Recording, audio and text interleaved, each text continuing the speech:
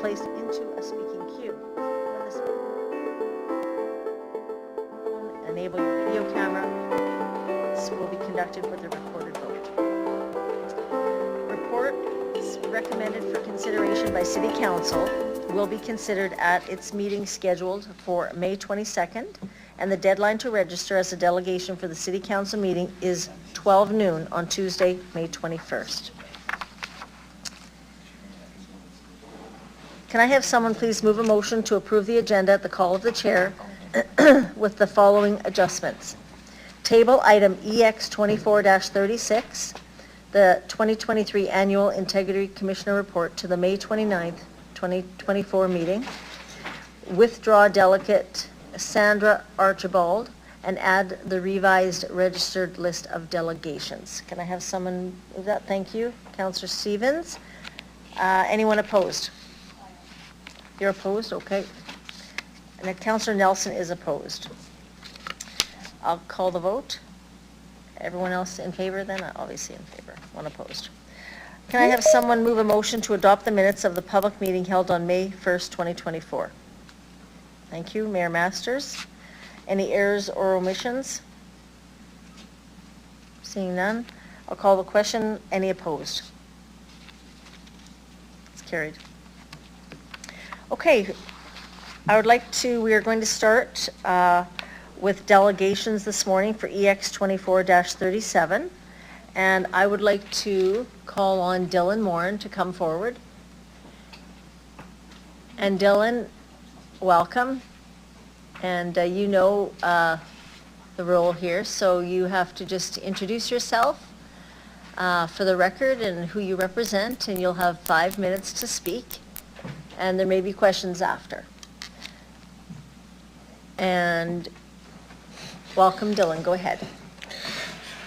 Thank you, Councillor Bashani. As she said, my name is Dylan Morin, and I'm actually representing the Accessibility Advisory Committee.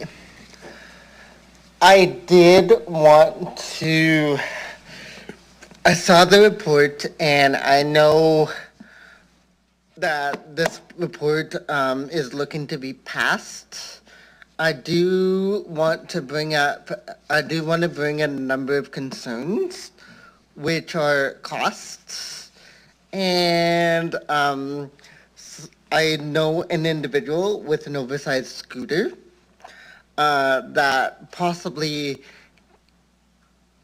I hate to say it, but it possibly can't fit in an oversized taxi. I just wanted to bring that to your attention and see what can be done. I also want to kind of focus on how, you might cut me off, but I'm going to say this anyway. How do we focus on encouraging more people with intellectual disabilities to ride transit? Yes, maybe I'm speaking off topic. I'm sorry. That's what's on my heart. I have it. And the questions that I have on the report that I would like clarification on is, does the person with a disability have to pay? Because there are financial barriers that people with disabilities, looking at the report, some of them can't afford the amount for an accessible taxi. I want to raise it on cost, and yeah, other than that, this looks good, and I hope it passes. Thank you. Thank you so much, Dylan. Are there any questions for Dylan? Councillor Mancinelli. Thank you, Dylan. Through the chair, you mentioned some people can't fit into an accessible taxi with their equipment. There's a lot of unique circumstances. Would you say that most people needing an accessible taxi could fit in the taxi with their equipment and a few couldn't fit? Yes. Or many people can't fit? I know that my one friend who has an oversized scooter, probably could not fit in an accessible taxi. The scooter is oversized. Okay. Would he be the exception and many people would fit, or do many people fall into that problem? I haven't seen many. Okay. But I have seen a lot of oversized scooters. I remember he telling me the scooter doesn't fit really well on paratransits, and that's sometimes a barrier to him. Okay. Thank you very much, Dylan. Thank you very much, Councillor Mancinelli. Dylan, just one question. So do you at times take taxi? Yes, I do, and I take paratransit a lot in the evenings because after 7 I should say in the evenings regularly, because after 7 p.m., the transit runs hourly, and with the exception of coming home from Bocce, I could hit the bus at the right time, but normally if there are routes that run hourly,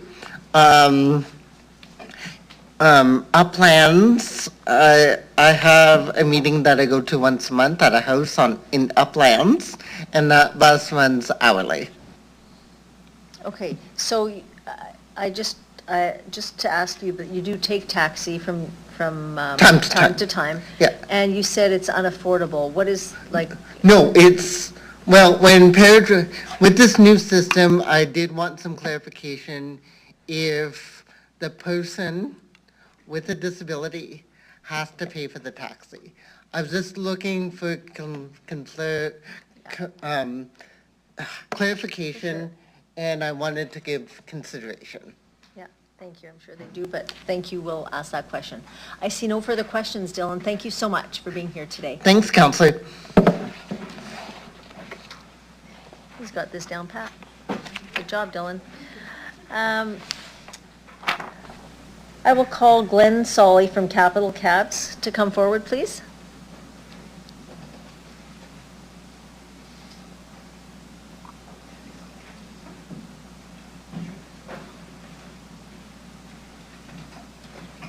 Welcome, Mr. Solly. If you can introduce yourself. I know you've been here before, you know the whole role, but introduce yourself, who you represent, and you have 5 minutes, and councillors may have questions after. Thank you. Okay. Your Worship and City Councilors, I'd like to, my name's Glenn Solly from Capital Cabs. I'd like to just state, when I first started the business in the taxi industry, one person run the taxis, the same person run the animal licensing, and the same person run the business license. So one person run all three of those things. I'd like to say, add to that, look at how that department has grown over the years. Next thing is services. The services in the industry, at night, no tow trucks are running anymore.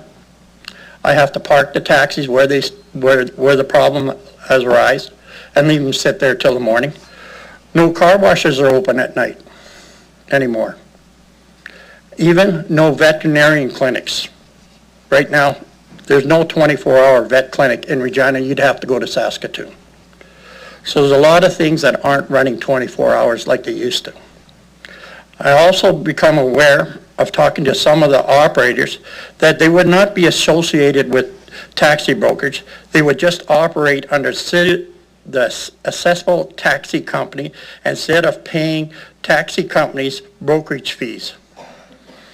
They would just pay the brokerage license from the city for $380 a year and work under the city accessible taxi company. The city taxi company. The public would end up paying for this new taxi company. The city should not be involved in this new company. As of now, services to the customers would be down for the accessible taxi needs since the city refuses to let the 10 accessible taxis that are sitting there out for lotto. This would create wait times and peak hours and they should also give out the accessible taxis ASP, quit stalling, get them out there. The only way to ensure taxi companies have 2 accessible taxis is to give them to the brokerages and let them hand out to the operators. We all know that won't happen. These accessible taxis are private individuals. They're not controlled by anybody. They can do whatever they want. The city taxi company would only grow, which would mean the budget for it will also have to grow. Since you just expanded a new department, my suggestion is to leave the 7 cents that Uber pays, and for the night shifts, shortages on the night shifts, give the accessible taxis 3 to 4 times for the trip that they do, or flat rate, give the flat rate operators to encourage them to work at nights for the night shift. Remember, these are private operators. This night shift is low on ridership at that time, so it wouldn't cost much money to have this in place.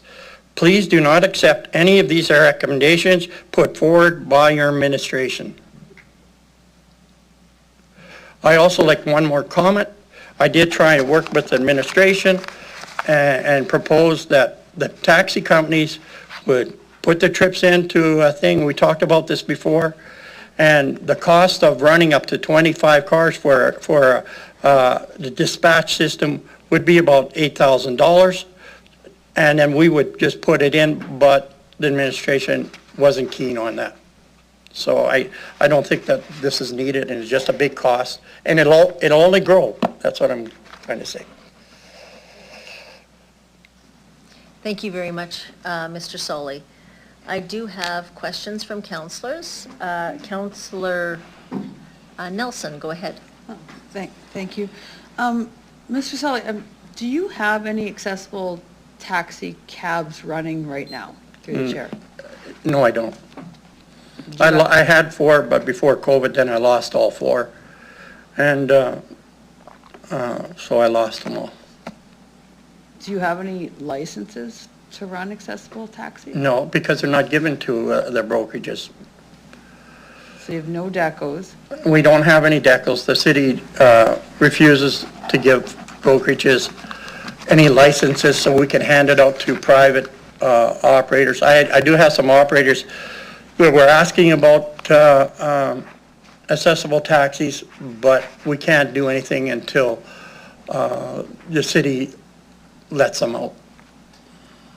So you had 4 before COVID, and you have 0 And I lost them all. And you have no vehicles? No. Okay, thank you, that's all I have. Thank you, Councilor Nelson. Councilor Findera. Thank you. Good morning, Lane. Morning. So in your presentation, you're talking about that you as a broker, as a owner, you could run the dispatch system better than what is presented into the report, and you're saying not to approve this. So within that question, I know, can you, because in the report says that you have to have 2 accessible taxis at all time, and 1 24 hours. Can you force someone, or can you, let's say if I'm driving for you, because am I then independent, or am I working? So how does that work? If you can explain that to me. Okay, so anytime that the city awards accessible taxi, it could go to somebody in Toronto. He just has to get a taxi badge, and if they drew his name, he could operate it, and then he could try and make some money off it by charging somebody, let's say $400 a month for a plate rental of this accessible, which I don't agree with. I think that it should be owner-operators that run these accessible taxis, not from somebody from Toronto. And because they're a private company, they can go wherever they want. They can start their own company, pay the $380, which has been already happening, pay the $380 and run their own accessible taxi company. So there's nothing forcing them to come to me because, first of all, the city refuses to give any number of accessible licenses to the brokerages, so we could hand them out to individuals that want to operate them. I think the accessibles, when they do lot them, they should go to people that have been actually driving for 2 years in Regina to kind of ensure that they're going to be in the business, not to try and make money in BC or someplace else on these accessible taxis. It should be owner-operators. But we can't force any owner-operator to drive for capital cabs. And now with the accessible taxi company, it just come aware of it. A couple of operators said, why would I pay you a brokerage fee when I can just pay the $380 and I get a free taxi? I can work under the accessible taxis that the city is providing. So I think that some of the companies would end up losing their accessible taxis, and why pay their fee? And they would just work on their own, and they could pick up, work the casino and stuff, and then still get trips from the accessible taxi company. I don't know what name you would call your new company. You know, I haven't got a clue what name. You'd have to name it. What are you going to call it? You know, and then it's all the promotion, advertising. There's a lot to running a business, not just dispatching. You're running your own business, you've got a lot of things. You've got insurance costs, everything you have to deal with, that liability coverage, everything. So there's a lot to think. You're running a company. You're not just providing a dispatch service. Complaints, everything. It's going to take more than dispatch. There's a lot more work involved in it, and I think that you guys are all aware of it. And I'm hoping that you make the right decision here today, and maybe just go on and lot of these out, get them out there, let's see where they go, or maybe make some rules and conditions. Okay, you do this. Each brokerage can't say that we have two accessible taxis. Where am I going to get them from? You're not giving them to you. I can't get them. And as of saying that I would make money off them, no, the only thing they would get charged is same thing like all the other operators, a dispatch fee. Dispatch fee. I wouldn't be all keen on saying, okay, well, you're going to have to pay me something for this license. That's not what I'm looking to. I like the customer service too. That's a accessible, it's like a business. Accessible is like a business. I look at it as a business.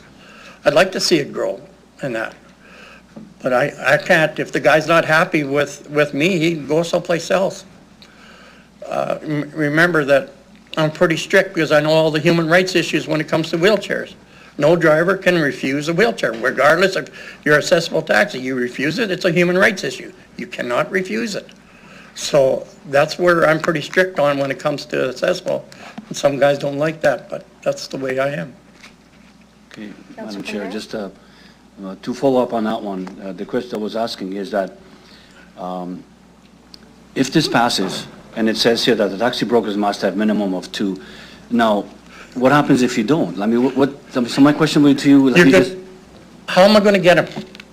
How am I supposed to get them? You guys are wired to everybody, and the way it is now is, why would they even come to me?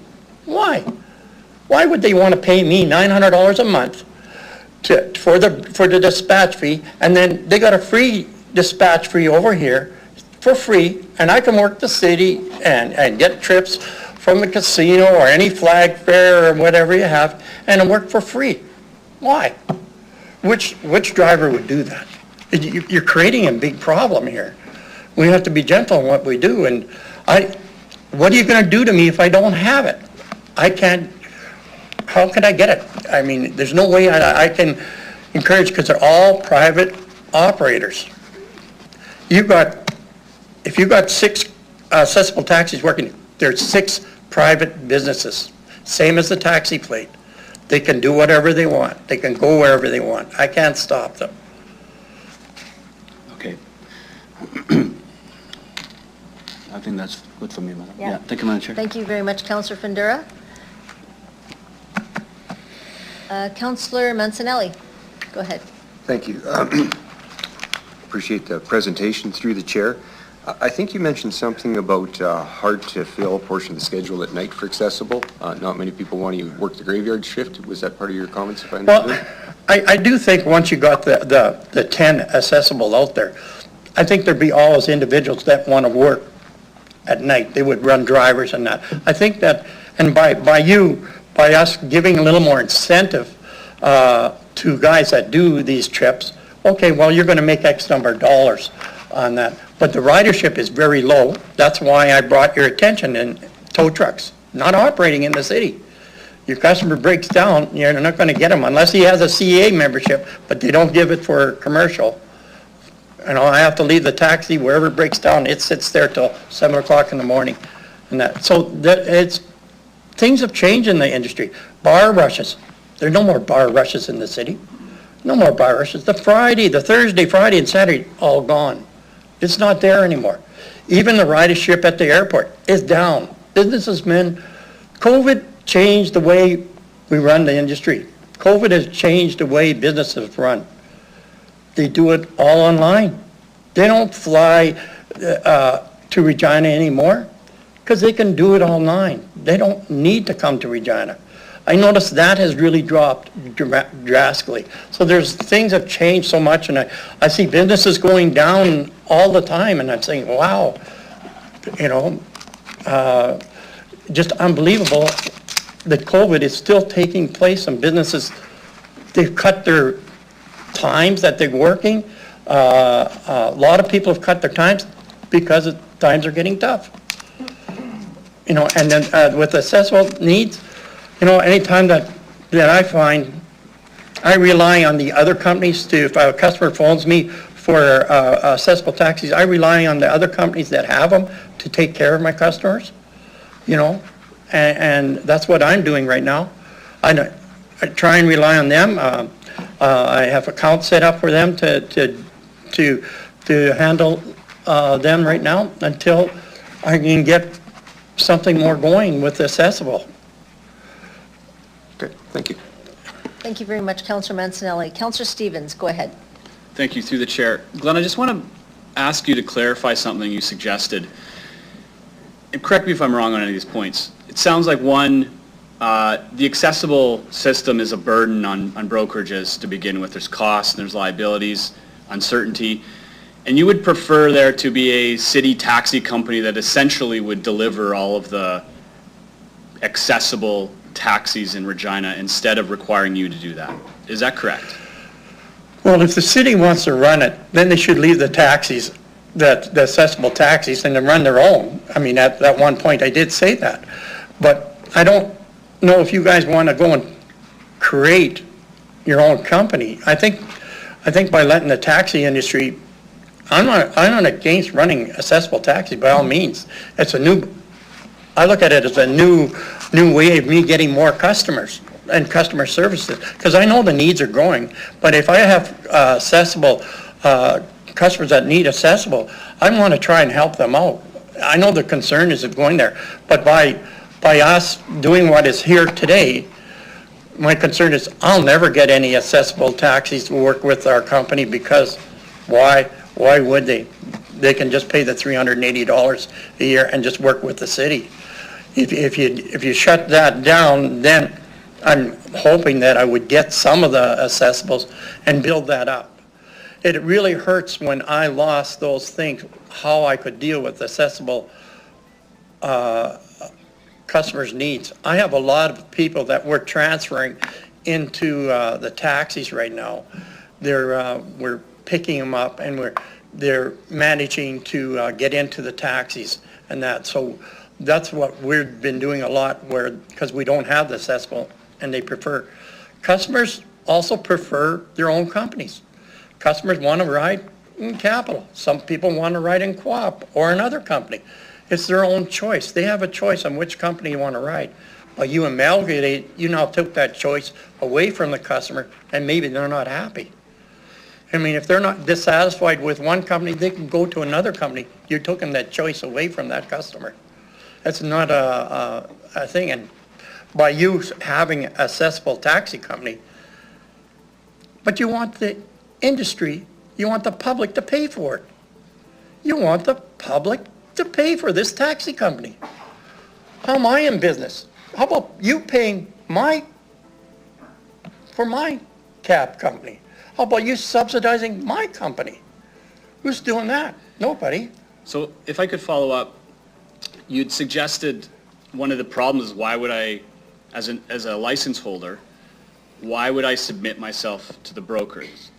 It's a fair question. Would it be fair to say that maybe the time has come for the whole model of the taxi industry to be reconsidered, and maybe the brokers aren't required any longer? If I can run an accessible taxi, I could run any taxi through this dispatch system, maybe the entire model is up Maybe for you guys grabs. want to run the whole taxi industry. Go ahead. Go ahead, run it all. I don't care. If you want to run it all, go ahead. You know what I mean? But there's a lot of integrated, there's a lot of things that is involved. Accounts, a lot of charge accounts. We deal with there's a lot of special needs that we still take, from school children and everything. There's a lot of disabilities that we handle. We try and give our drivers the proper training for the special needs. But it doesn't bother me if that's what the direction that the city wants to go. But be prepared. Like, what are you going to do? Tell the operators, you don't have to pay me any dispatch fee. We'll just get the public to pay it all. So there wouldn't be any opposition through the chair to running the accessible taxi system through our existing paratransit system, where you have salaried employees, you have a dispatching system. If We you already want- run this. If you want to run the accessible taxis through paratransit, go ahead. Okay. Run it, if that's all you want. That's all I needed. But would I stop trying to service people with accessible needs? No, I wouldn't. Thank you, Councillor Stevens. Mayor Masters, go ahead. Sorry. No. Yeah. Thank you, Councillor Brashani. Through you, I just want to go back to something you said in terms of within this, if the city charged all accessible taxi license holders the same fee that the brokerage charged, would that create a level playing field? Yeah, it would, but then you got to remember, they wouldn't pay two brokerages, right? They would just be the city, right? And you'd have to make them all go under the city. Okay.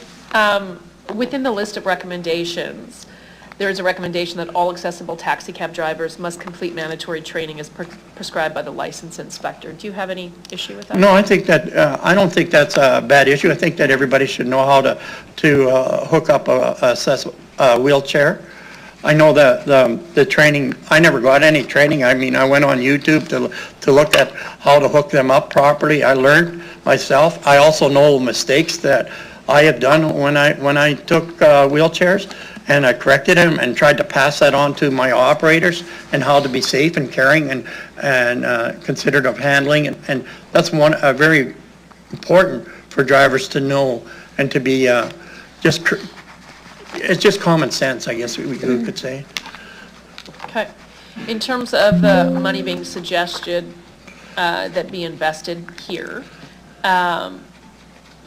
you were suggesting that we would be better off to incentivize drivers per trip as opposed to invest this money? Well, you're kind of doing that now with the ride share. You're giving them a subsidy fee for every trip. But what I'm saying is, for the few trips that are given out after hours, we're not talking a lot of trips here. Boost that up for that few trips. That would incentive these guys to come out to work. And also, you know, they would send them to have, oh, okay, well, I'm going to make this much money on it when I get accessible. You know, it would certainly encourage anybody. It's just common sense that would encourage. Right now, they don't get nothing for coming out later. If you knew there's some trips that come up on a regular basis, oh, I'm going to make sure that I come out and grab them. Okay. Blackmail does wonders, Thank you. even with kids, does wonders. Just a final question through the chair. You continue to say that we're not talking about a lot of trips. Have you ever quantified this for your own organization when you had? Well, just when I was operating, there was not a lot of accessible needs late at night. There wasn't a lot of accessible needs. No, I mean, there's just common sense. If somebody phones for a wheelchair at night, even though I don't have one, obviously I'm going to be phoning the other companies, trying to arrange something for them. But when you're short 10 wheelchairs were short. That should have been gone out years ago. Why are we sitting on them? Instead, you're going to have another public meeting to see how many wheelchairs accessible. You already know you're short 10. How about getting the 10 out and then see if we're short? Okay, thank you very much, sir. Okay. Thank you, Chair. Thank you, Mayor Masters. Mr. Solly, just a question. You do not have any drivers right now. Did you indicate why is that? I lost them because of COVID. They give up their license. They were and one of the issues is they were leased operators. Those plates were leased out. And for a person that leases from that individual, saying, I'm going to invest in this taxi, and then I'm going to have to pay him a rental fee. It's hard to lease it out to somebody. So I guess that's my question. They weren't owner-operators, they were leased operators. Yes. But I guess that's the question, though, is that, so what makes you think, if you can't get operators now, that you're going to get more operators? Owner-operators, not leased operators, owner-operators, and that I can only hope. But if the city has their accessible taxis, it's going to make the window a lot less, because why would they run under, pay a brokerage? Do you think there's value, though, having taxis available 24 hours if someone needs it, doesn't matter if it's an able-bodied or someone with disability? Do you think that could be a lifeline to some people? Yeah, well, we try really hard, and I know what your concern is. I mean, there's some days that I could go down to 3 taxis. That's not enough. But they're private operators. I try and ask them, hey, I need more support for this, and tell them the need. But if the business is slow and you're not making any money for that one trip, is a need. But normally if somebody needs accessible, I try to arrange for them, okay, somebody's going to come out at 4 o'clock in the morning to get this person. But thank you for that. The question, though, is that with this model that administration is recommending, there will be now taxi service on a 24-hour basis, and it will be regulated. Like, it'll be, It's not regulated now? well, it'll be some type of be able to follow the taxis of, if where they're going, that kind of thing. I guess my point is that right now, we've heard from the disability community that they just can't access taxis. And so the model that you're saying and the model that's being recommended here by administration, I'm trying to understand how you're saying that you would still have, you could still get drivers, because you're saying it's the private operators, but they're still not coming out.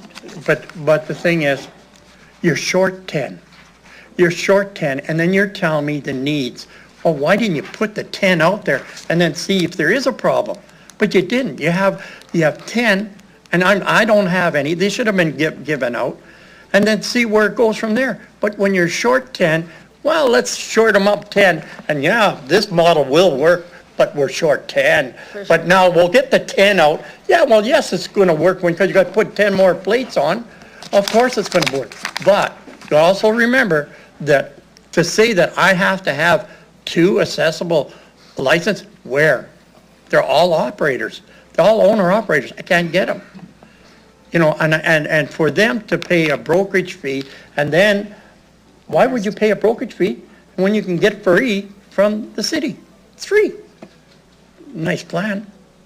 Thank you. But when you're short that many plates, they can do a lot of wheelchairs. Like, how much are you short? Would 10 make a big difference? Yes, 10 would make a big difference. Yes, thank you for that. I think the question, and I think is that it has been very tough, and we've heard from drivers, they have to invest like 70,000 or 80,000. It's a lot to invest in an Right. accessible taxi. Right. To make that investment work, they need to get so many hours to make it work, Right. right? Do you see that sometimes with maybe seniority within the taxi, not always the accessible are called to the jobs? Like, I don't know how that works, but I think that's been something that's been raised as well, is that, do you find that sometimes seniority is some type of with accessible to, because are there some vehicles that you have that can go out and actually pick up people that are not accessible? Like, I didn't quite understand. So, do you have individual taxi drivers right now that can actually go out and pick up anybody if they get a call for accessibility at all right now? If they can transfer, yes. Okay, The human rights issue, you cannot refuse anybody, as long as he can transfer, we cannot refuse service to that person. And it's all drivers. If a driver refuses service to somebody in a wheelchair, and he can transfer, then we now have to let that individual go. It's no ifs or buts, he has to go. but was it previously, when you had the 2 operators or the 4 operators Yeah. before COVID, whenever you got a call for accessibility, were those the taxis that were directed to go? Or Yes, was it any yes. taxi? If they wanted a accessible taxi, they got accessible taxi. Okay. Why wouldn't I? Okay, that's all I have. I don't see, oh, I do see. And they wouldn't go out of queue, they would go in their queue. Wherever, if he was sitting north, if I had accessible taxi, sitting north and a north trip came up, it would go to the car that was in that area. Okay. I wouldn't bomb a car from the south end to the north and bypass that car, I would never do that. Okay, and I know you've come before us before and had asked for, common ground between the taxi industry and the Uber and the Lyft, and it's, now at 15 cents. Do you see that? Are you in agreement with it's the same across the board? No, I think that should be just on Uber. I don't think it should be applied to the taxi industry, it should be just applied to the rideshare. Okay. Councillor Findura. Just, sorry, I'm going to get your mic here. There we Okay, go. thank you. Just something caught my, you were talking about if the accessible taxi licenses or whatever you want to, how you're talking about them, are handed over to the broker and broker can manage that. Is that what you're saying, that you could do a better job that way? Other than having like... Well, you're giving the customers a choice by allowing the brokerages to run it. You're giving the customer a choice. If you run it all under your one company, the city wheelchair accessible company, they have no choice.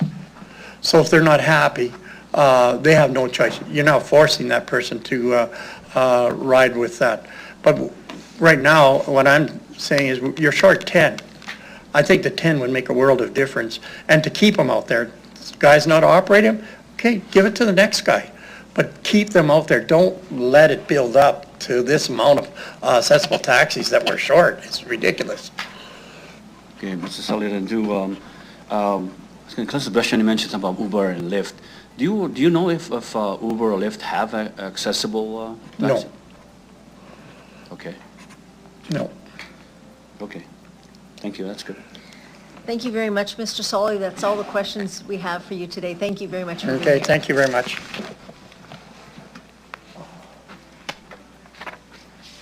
I'll call Jamie McKenzie to come forward, please.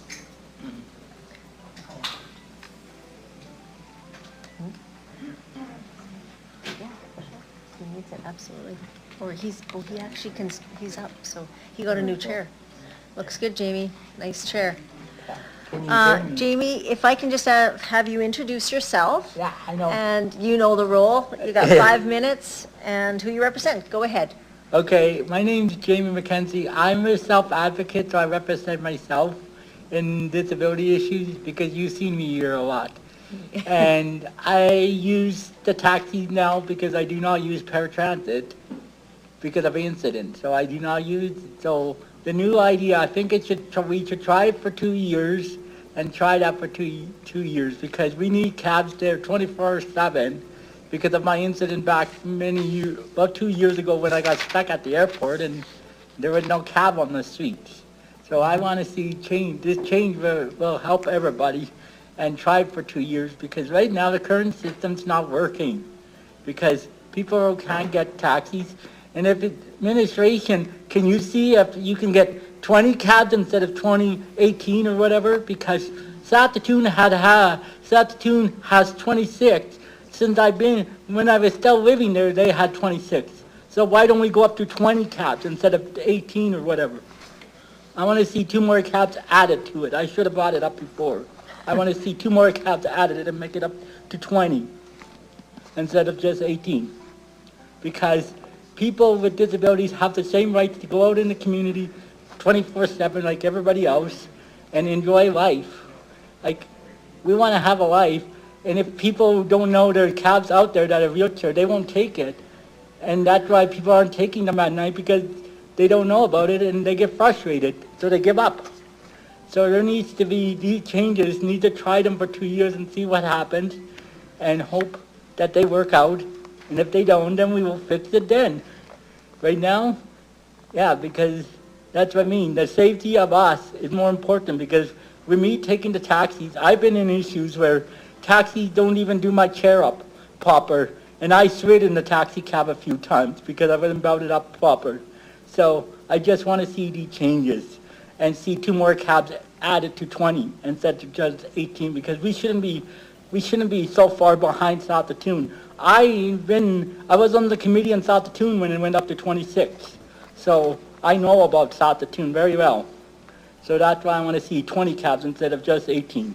Thank you. Have a great day. Thank you so much, Jamie. I do have a question from Councillor Nelson. Go ahead. Hey, Jamie, thank you very much for being such an advocate.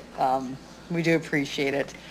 I'd just like to ask you, though, if we're going to start out with 18, if administration sees the need for more in the future, would you be okay? I mean, we're starting out at 18, we're starting out somewhere at some number.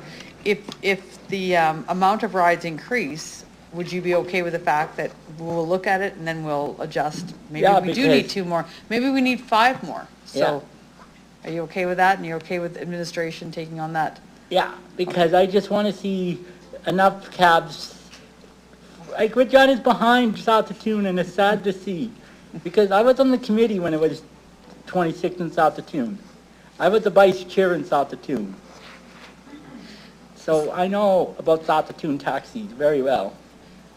So I just want to be clear, I'm sure that we all want everybody to make sure they have rides, and we're doing whatever we can to make sure that, and we'll adjust it accordingly if the ride share is more. Maybe it's not more than Saskatoon, maybe it is more than Saskatoon. Are you okay with that, Jamie, through the Yeah. chair? Okay, thank you, Jamie, that's all I have. Thank you very much, Councillor Nelson. Mayor Masters, go ahead. Thanks for being here, Jamie. You do have some insight into Saskatoon's accessible taxi. How did it operate once they went up to 26 taxis? It was good. It was helpful for everybody that there were 26, but I don't know, since COVID, like COVID took a lot out, so I don't know what happened in Saskatoon then, but when I was living there and the vice chair of the committee, I knew the taxis, we needed them at the time, 26, and that helps, but we kind of have to go up gradually so we can not overwhelm the taxi companies, and we just go up maybe 1 or 2 in a, like, right now go with 18, and then maybe 2 years from now go up to 20. Okay, well, thank you very much. Thank you very much, Mayor Masters.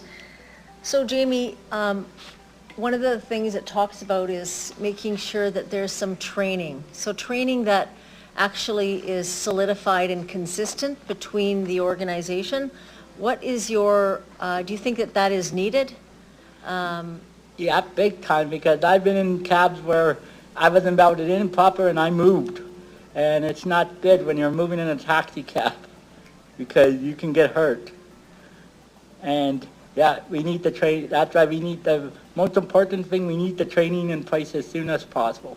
So I'm hoping you guys pass this report so we don't have to wait another year and all that. Jamie, thank you so much for taking the time to be here. I know you had to leave early and everything to get here. And I just want to really, truly want to say thank you for always being here to, speak to these issues that affect you on a daily basis. So thank you very much. You can make your way back to the gallery. I see no further questions. All right.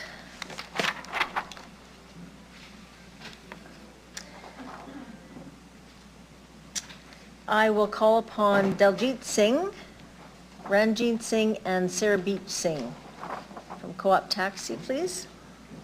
And my apologies if the pronunciation is not right. Good morning. Thank you so much for being here. Thank you. I will ask you to please introduce yourself, who you represent, where you live, and you have 5 minutes to speak, and then there may be questions after from council. I am Ranjit Singh, president of Co-op Taxi, live in Regina last 21 years. I've been driving a taxi last 20 years. Perfect. I am Sarabjeet Singh, living here from last 14 years. I'm driving taxi from almost 10 years, and I'm the general secretary of the Co-op Taxi. Hi, I'm Daljit Singh. I'm living in Regina for 26 years and driving taxis 26 years in Regina and live in 1131 Carrick Crescent. I'm director for the Co-op Taxi. Excellent. Thank you so much for being here this morning. Thank Go ahead with your presentation. I think I already submit our speech for today. I think you must have got it. Okay, so our concern for today's meeting is we are concerned that low-income workers are being ignored in this whole scenario. We have been talking about in the last meeting, if I remember that I said the same thing, that even if the amount is pretty small, 15 cents, if we can say that it's not a big thing, but if you add it all, it's coming up to $283,000. That's that will be used for this central dispatch. That's coming out from people or patrons who will be using taxis. So people who are using taxis, I would say maybe few people they are using for the leisure, but most of them in the morning times they are using for their general purposes or something that they cannot afford a car or something. Most of our customers in Co-op Taxi, I would say most of them they are low income workers or people who are using the taxis to go to for a doctor's visit or transport their kids from the school or to the school or even the high school kids. So that are those people, they are being ignored. Second thing, the service from our end, from the Co-op Taxi perspective, we are doing pretty good in transporting wheelchair accessible customer. There hasn't been, we are the board of directors sitting over here, 3 board of directors, and we didn't have any complaint from any of the customers from last, I would say, at least 2 months. And yes, there has been some delay in providing the taxi to the customer, but if, like we say, if you call us, we'll come to you no matter what. We might be 5 minutes late, but we will come to you. So our accessible customers, they are being served and we don't see any problem. Yes, we feel that there's a shortage of the accessible taxis, but again, we cannot handle the whole pressure on ourselves. One of the recommendation is that it should be imposed to the other brokers. We like it. It should be imposed, maybe not 2, maybe 1, and it should be running 24/7. Like in our company, we are running 24/7 wheelchair accessible. The recent problem, sometimes a problem can persist anywhere, anytime. Even if city runs a central dispatch system, if you tell me there won't be any problem, that will be a lie. If your system goes down, it's a computer system, right? It happens to us, so we know that. If a computer system go down, how will you let the customers know that, hey, our system is down, our phones are down, you won't be able to get the taxis. Problems will come, right? But again, look, our main concern is if our wheelchair accessible owner operators or drivers will start getting the trips from the city, and most of their trips are coming from the city's central dispatch, they'll start ignoring our calls and our customers too, and they might stop paying us our dispatch fees. And that dispatch fees, that runs our whole company. That dispatch fees runs our dispatchers, our office of supplies, our staff, our manager, everything that's run on the dispatch fees that we collect from our drivers or owner operators of the vehicles. So that's our big concern. And third thing is, in the recent times, yes, we agree that the demand for the paratransit has increased. But what if after 6 months, the demand decreases? What you gonna do with your system? I was really amazed. A personal experience. I had a customer. He lives in the Winter Estates. He had electric wheelchair that's foldable. I was amazed with that technology. It took me one button to fold it. I pulled him really close to the door, got into the car, I have a sedan, right? I have a Camry hybrid. So I fold that wheelchair, put it into my truck. It wasn't even heavy. What if that kind of technology comes tomorrow? All this, almost more than $250,000 will go in the vein, where that can be satisfied by putting in or releasing the decals. If you want to release it through the lottery, yes, I think Council declined our request that it should be given to the brokers, but yes, it's okay. Maybe if you want to give it to the lotteries, give it right now. It's been 1 year we have been talking about this, but there hasn't been any results. If like the decals are sitting in the city, they should be released. Give it to the lottery, give through the lottery, no matter what.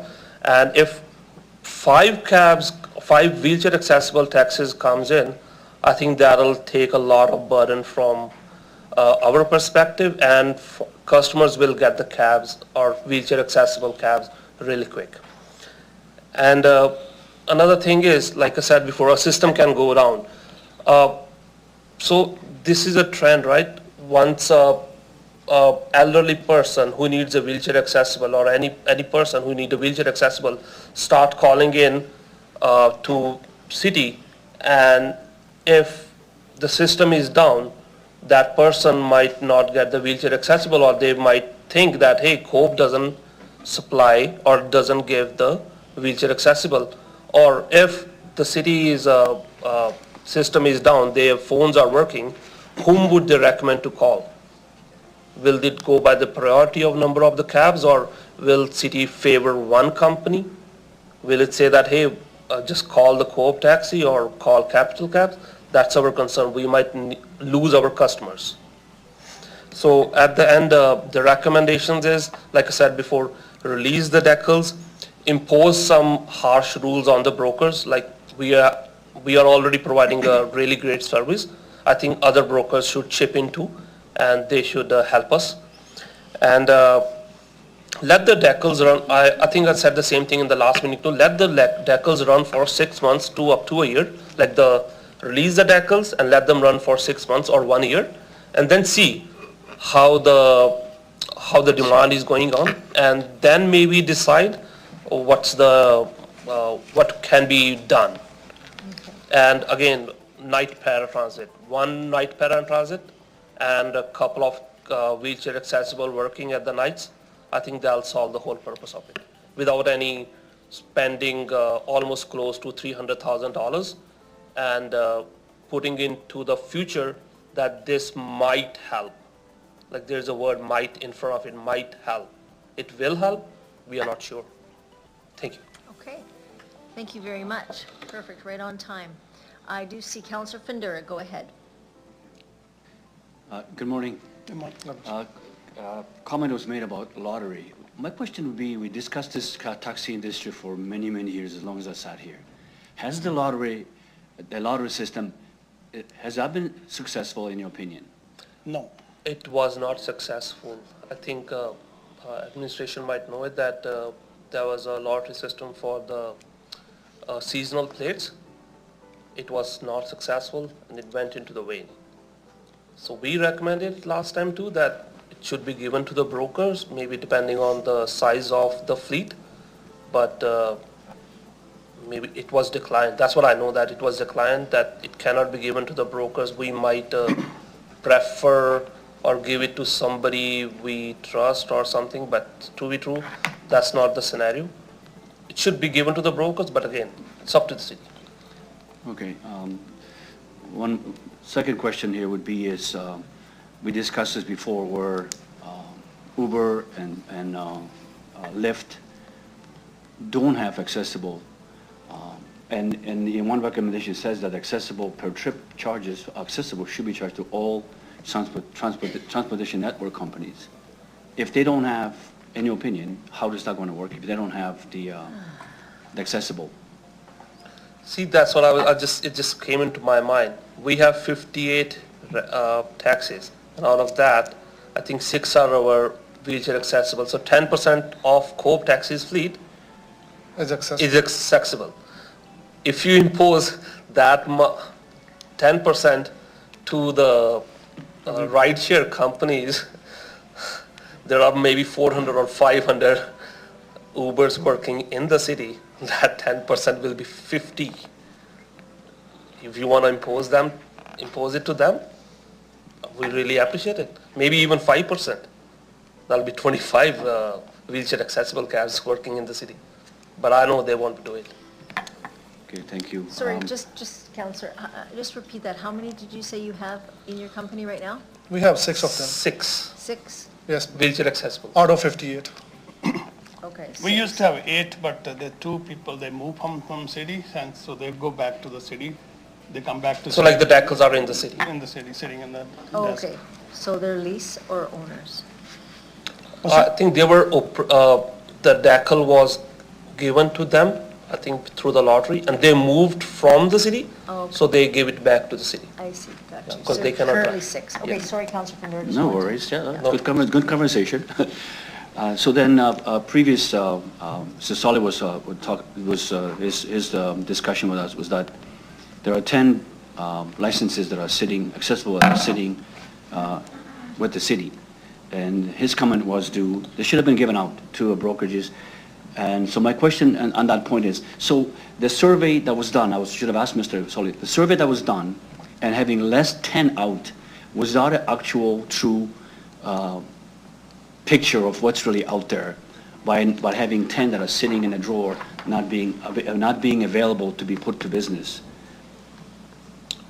Sorry, I could not get the question. What's the question? The question is that, because the 10 decals or 10 licenses are not out, was Okay. that, when a survey was being done about, because there was complaints and all that, Okay. was that a correct, was that a 100% true survey that what is out there is out there, or is it, but not having 10 more out there, you're not getting the correct answer? Exactly. I think that's true. If you put 10 more decals out, I think I think it would solve 50% of the problem. And 50% of the problem, if you try to impose more rules, driver training, impose the rules on the brokers that you should run it like there's one point, one accessible van should be available all the time. That's pretty nice. Should be imposed. That will remove everything. We don't have to discuss it for one more year. We have been, I think we started discussing this topic last year in May. It's been 1 year. Those tackles are still sitting over there, not making anything. And if they were out, they would have made $300,000 for the city, because $375 is the fees for the decal operators.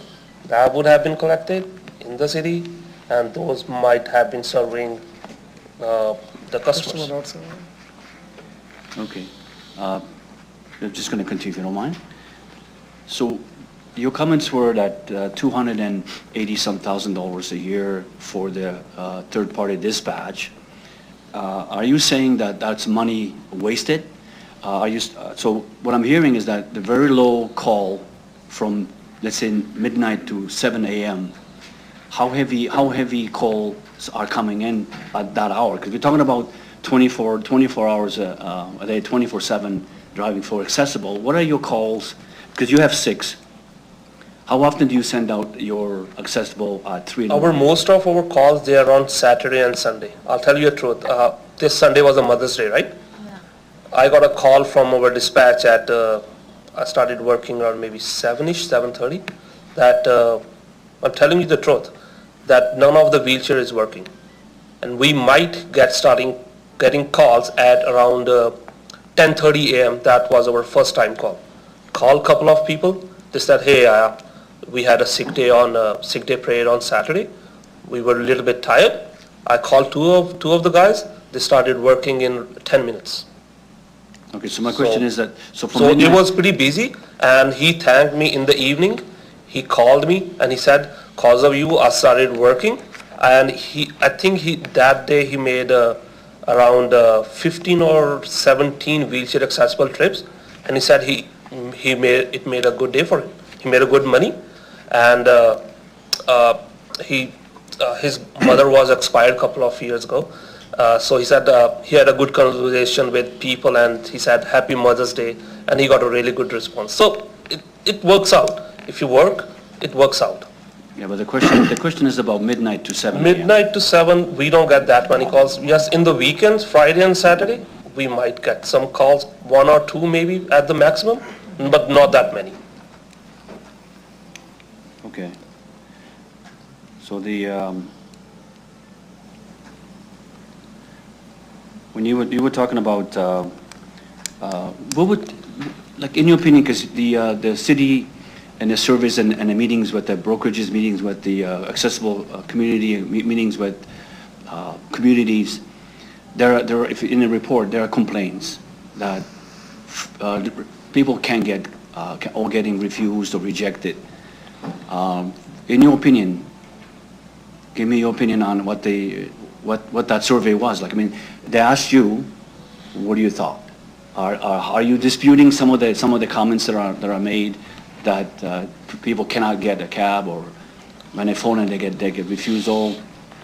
What do you say? The comments are made that you can't get a cab. You mean the cab or the wheelchair accessible? Accessible. Well, if we have a more service, then we can serve better. If I've every never- tackle is on the road, then we will provide better. But service. we never declined anybody. I'm not sure who I'm not is saying that. of you. I just in the report, the general report about. Like I said, we can talk about our Coop taxi, but we don't know about the other brokers. But we don't decline anybody, no matter what. In the busy day, maybe waiting time, like Yes. half an hour or 1 hour, but we never decline any call. Like I said, you call us, we might be a little bit late, but we'll come for you. You can be anywhere in the world, we'll come for you. Okay, just want to ask a question about Mr. Sally saying that he doesn't have any. He calls you. You will respond to him. Yeah, we Does he- serve our customer better than we serve his customer as well. Okay, so one more and I'll be done. A couple years ago, Councilor Brashani was there. We, as a council, we put $30,000 to accessible taxi to help paratransit. If you recall it, how well did that work? Well, we added extra cash to have accessible taxi available because there was a problem in a paratransit was getting overrun, refusal rates, and that, in my opinion, it helped. Small 30,000 was given to the accessible taxi to help out with paratransit. How did that work for you?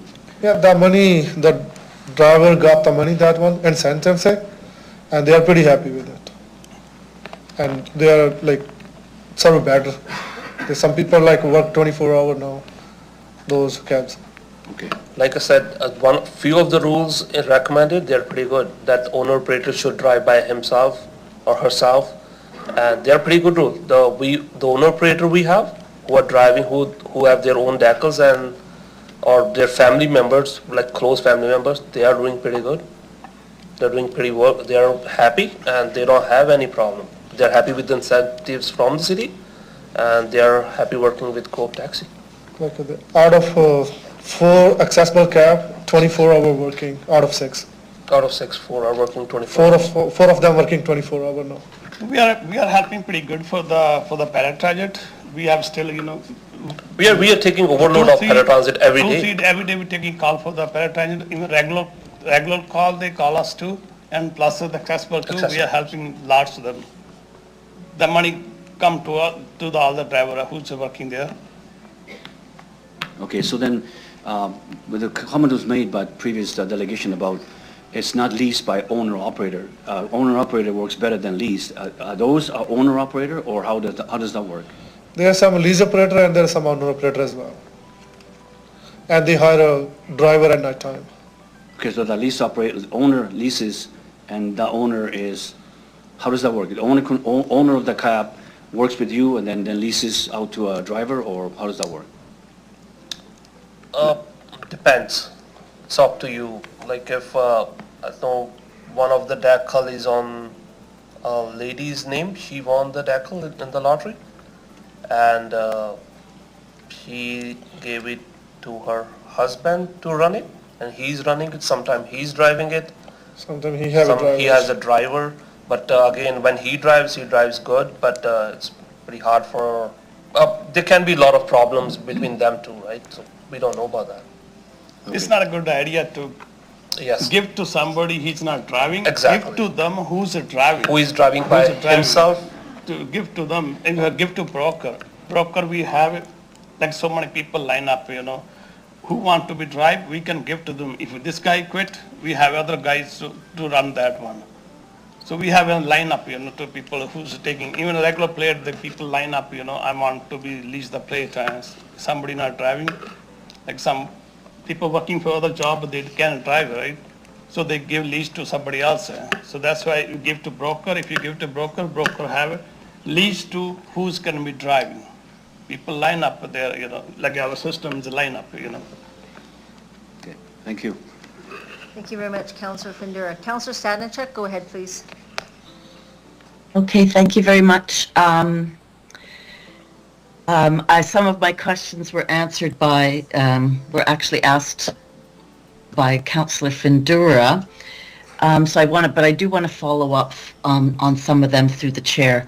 So you have 6 accessible taxis, and I guess I wanted to ask what do you think the need is? There's been this discussion of 10 decals, just to put the 10 decals out. How busy are the 6 that are currently in use, and how many more do you think you need to service the need of the community through the chair? On Monday to Friday, they are not that busy, but Saturday, Sunday, they are busy all day long. 5 maybe. And that would be, sorry? So In maybe the morning 5 time, meal. they are busy like 7 to 9 because they have to go to the hospital, going to doctor appointment. That's the only 2 hour busy, then the rest of the day is not much busy. Just to clarify, 7 to 9 in the morning? Yeah, 7 to 9 in the morning, people going to the hospital, going to doctor appointment. And on Saturday and Sunday, especially Sunday, a lot of people, they call. Go to the for wheelchair church. people, Go to the church especially. Or school time in the morning time too, so people using from the school. So yes, if you put on 10, that'll be a great help. Through the chair, so to add an additional 10, that would mean, well, I guess here's a question I should ask first. You have 6. Are they the only 6 accessible taxis operating in the city through the chair? Yes, there are a couple of operating more, all I over the place. Even go the out of town too. Some people who have to pick up for pallet, they bring it to the city and then take it back, and mostly they run in the city. No, Okay. I think the question was, No, is there... I think there are a couple of more. I think one is with Bill's Taxi and one is with Regina Cabs. Okay, so one with Regina and one I with... think so, if I'm not wrong. Yeah, that's If right. you We can correct ask me. administration. There are 2 more. There's 8 of them operating Okay. in the whole city. Yes, 8 in the whole city. Okay. yes. If these, explain to me, I'm just wondering if you could explain to me, if the decals were put out, what that process would be and how many of those accessible taxis would possibly go to co-op taxi through the chair? It would depend on the numbers, and like we said to the administration too, we cannot take the decision by ourselves. We might have a board meeting and then we'll decide how many we can take.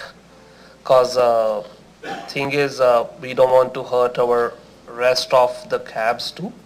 So we 3 cannot take that decision, but yes, board of 7 people, we can take the decision. But yes, Okay. there is a room for us to, we will take some for sure.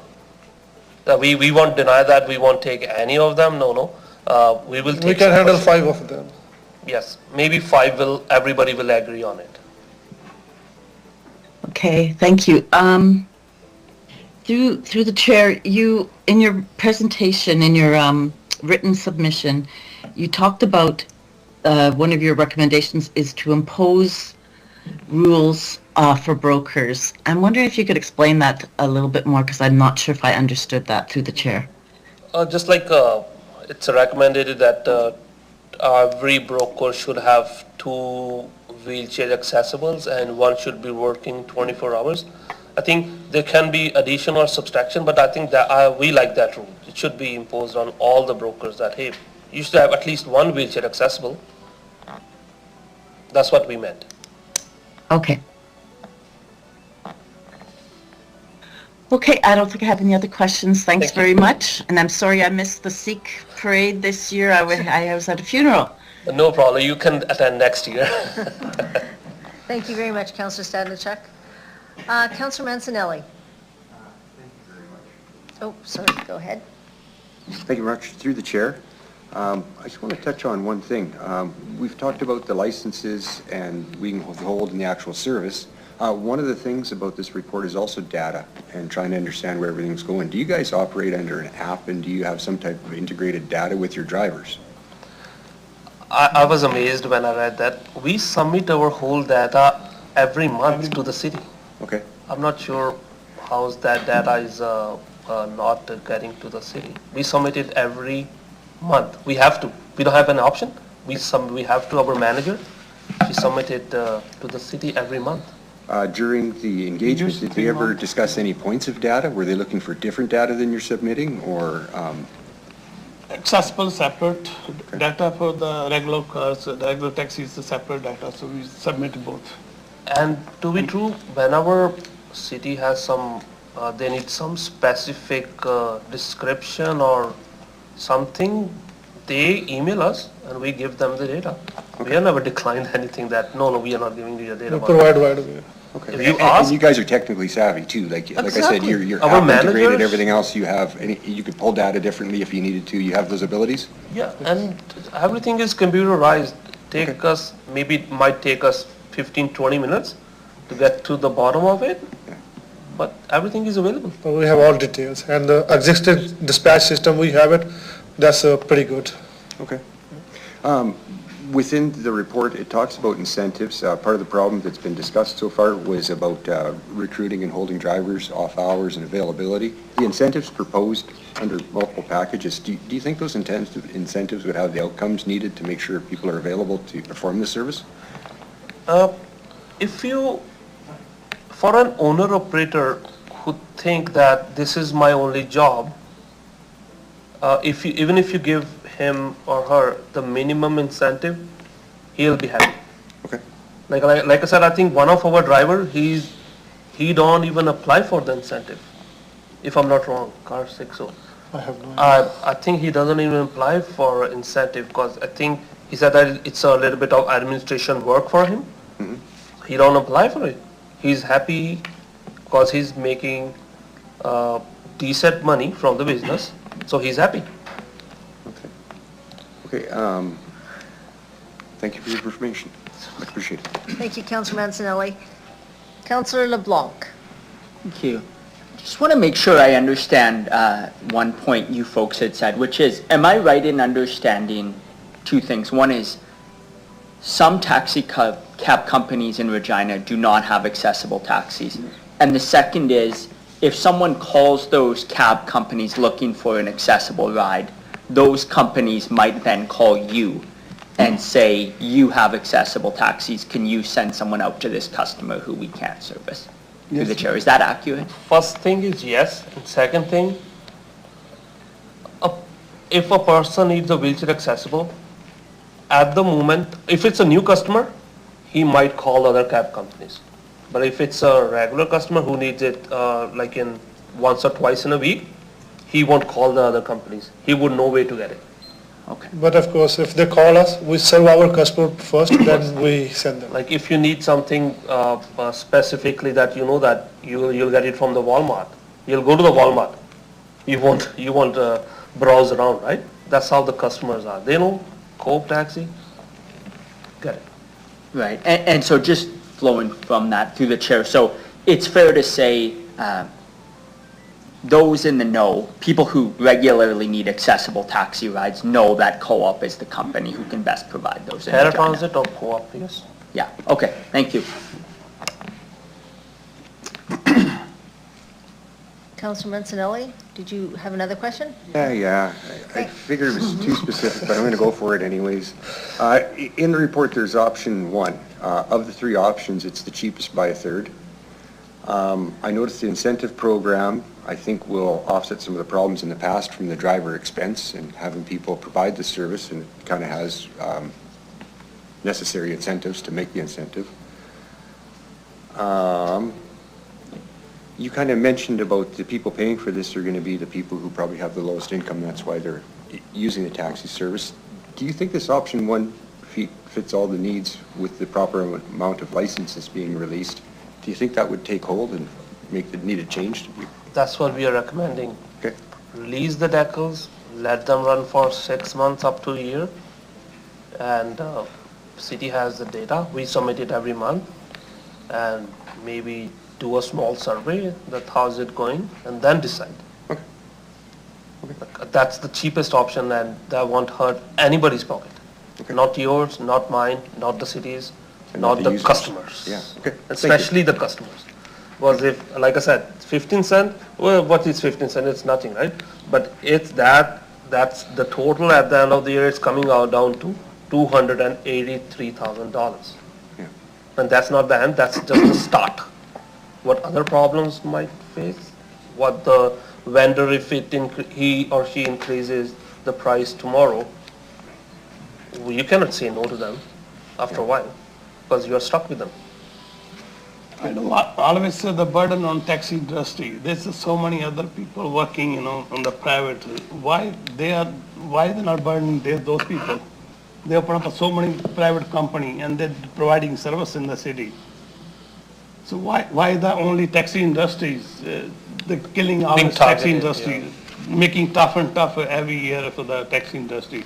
There's so many other the private people, they're working driving, give $10, Oh, you mean like non-licensed operators? Yeah. Okay. What about those people? There's too many illegal rideshare company in the town, like Regina Ride or something. Regina, And Facebook, there's so they call many. it from- There's on the Facebook marketplace, there's, bid for the good trip. Somebody wanna go Saskatoon, there's bid on it like $200, $300 or something like that. Yeah, people are risking their own lives and livelihood, but what can you do? Should be taking some kind of action, those people, running those private. So city should be taking some kind of action and keep the taxi industry running smoothly. Okay. I'll take note. Thank you very much. Please. Thank you, Councillor Mancinelli. Mayor Masters. Thank you, through the chair. In the information that's been provided in Appendix D, that the Regina currently says there are 7 active licenses. So just to clarify again, you have 6 of the 7 active licenses. Yes. I think there's 8 active. There's 8 active. Regina Cab has 1 and Bill Taxi has 1, I guess, and 6, we got the 6 of them. Okay, thank you. There is I heard you say in response to a question that you don't have a problem with imposing a minimum of 2 active accessible taxi cab licenses affiliated with the broker. You don't have a problem with that.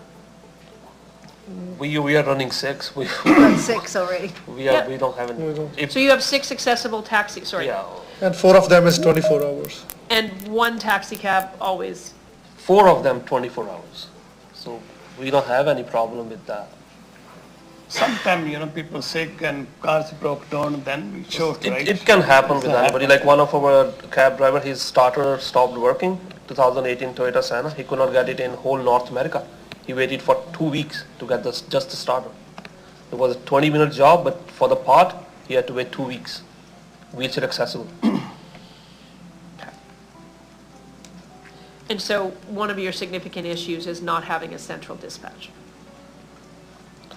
You don't want the city to have a central No, dispatch. Yes. it's cost money, too much money. It's gonna cost money. We don't. And it was put the confusing burden- our customer as well.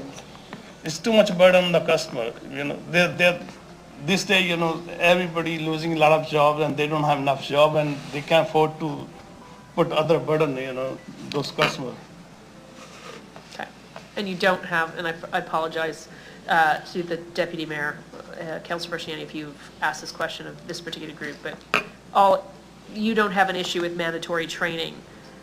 No, We training, We welcome that. Actually, if I'm not wrong, that was a point 5 or 6 years ago when there was a survey for the decals, for city decals or something. Yes. That was in the issue too, but it was never implemented. It was for the regular cabs too.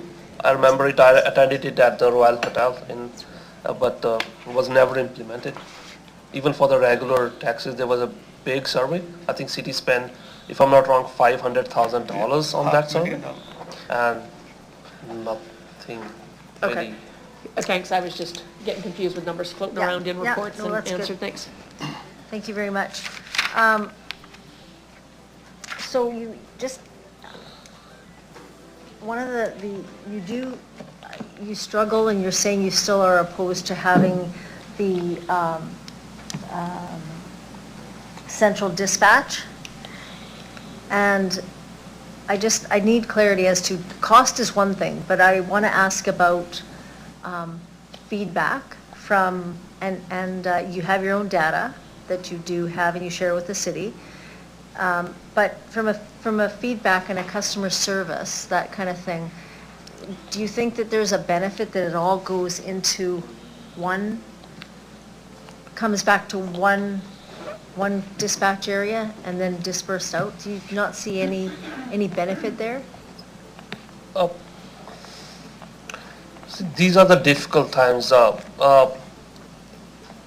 You can only see the benefits at the moment, but the real scenario will come after you get it. You like a shoe in the shop, you buy it, you say that's really shiny shoe, I'll just buy it. When you wear it in your daily life, then you realize, oh no, it's not comfortable, it's just peeking my toe from this side. It comes after, right? But why do we need to spend this much time and money when we don't know if that's gonna be benefit? Or we can try something else. We can try giving out the decals, let them run for 6 months to a year, and then see how that works. But we are not even trying that option. I guess the question is though, is that how do people right now, if they were to have a concern with the service, they could not access a cab or whatever it is, how does that complaint get fed back to the city? As a Coke taxi, I'm not sure who's complaining.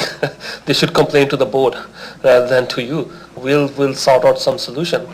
But like I said, from last couple of months, we didn't have any problem Or any complaint? or any complaint from the drivers, like the driver has not striped the stripes properly or hasn't been doing his job properly. We didn't got any complaints.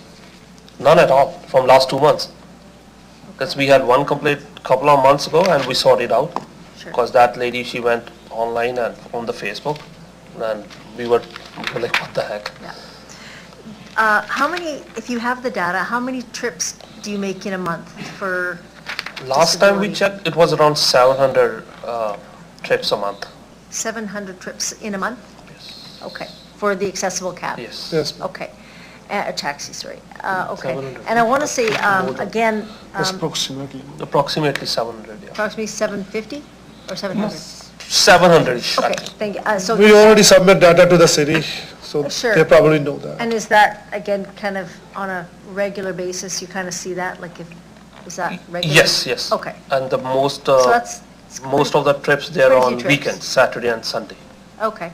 And I do want to recommend or recognize that, you know, you do have the majority of these licenses, so thank you for fulfilling that on behalf of the city. I want to say that.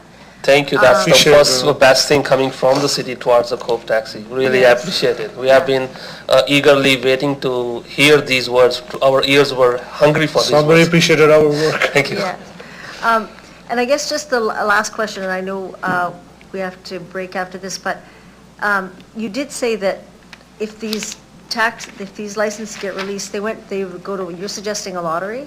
Because the lottery was really No, not. we are not suggesting it. Oh, okay. But So that's no, what 'cause we that was came not to a our knowledge, that we were, We prefer give to the broker, Suggesting. if not, then a lottery work as well. yes. Yes, We okay. suggested to give it to the brokers, but I think that was declined. Yes, That that's brokers right. We accept the might- lottery as well. Yeah, so we will take the lotteries, don't Yeah, mind. lottery was, again, unsuccessful, as you've indicated. But the other piece of it is, I think, getting the right people to drive for accessible taxi is key. So,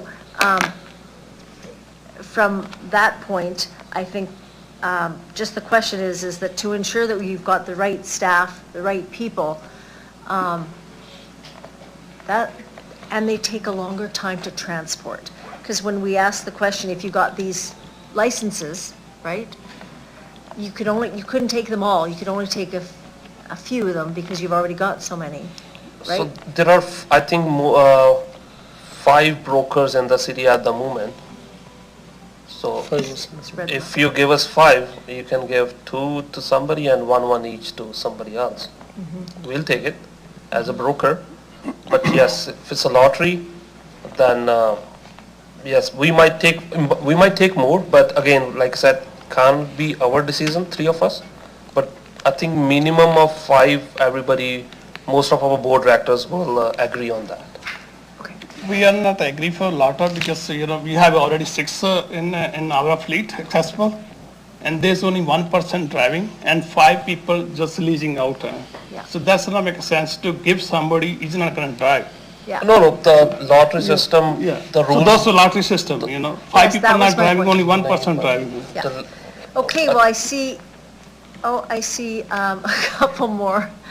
We're going to have to break, actually. So we do have other questions from counselors. So you're free, we're going to break for 15 minutes, and then we'll resume, and I'll have to have you come back, so don't leave. Okay, So thank we you. will resume back here at 10,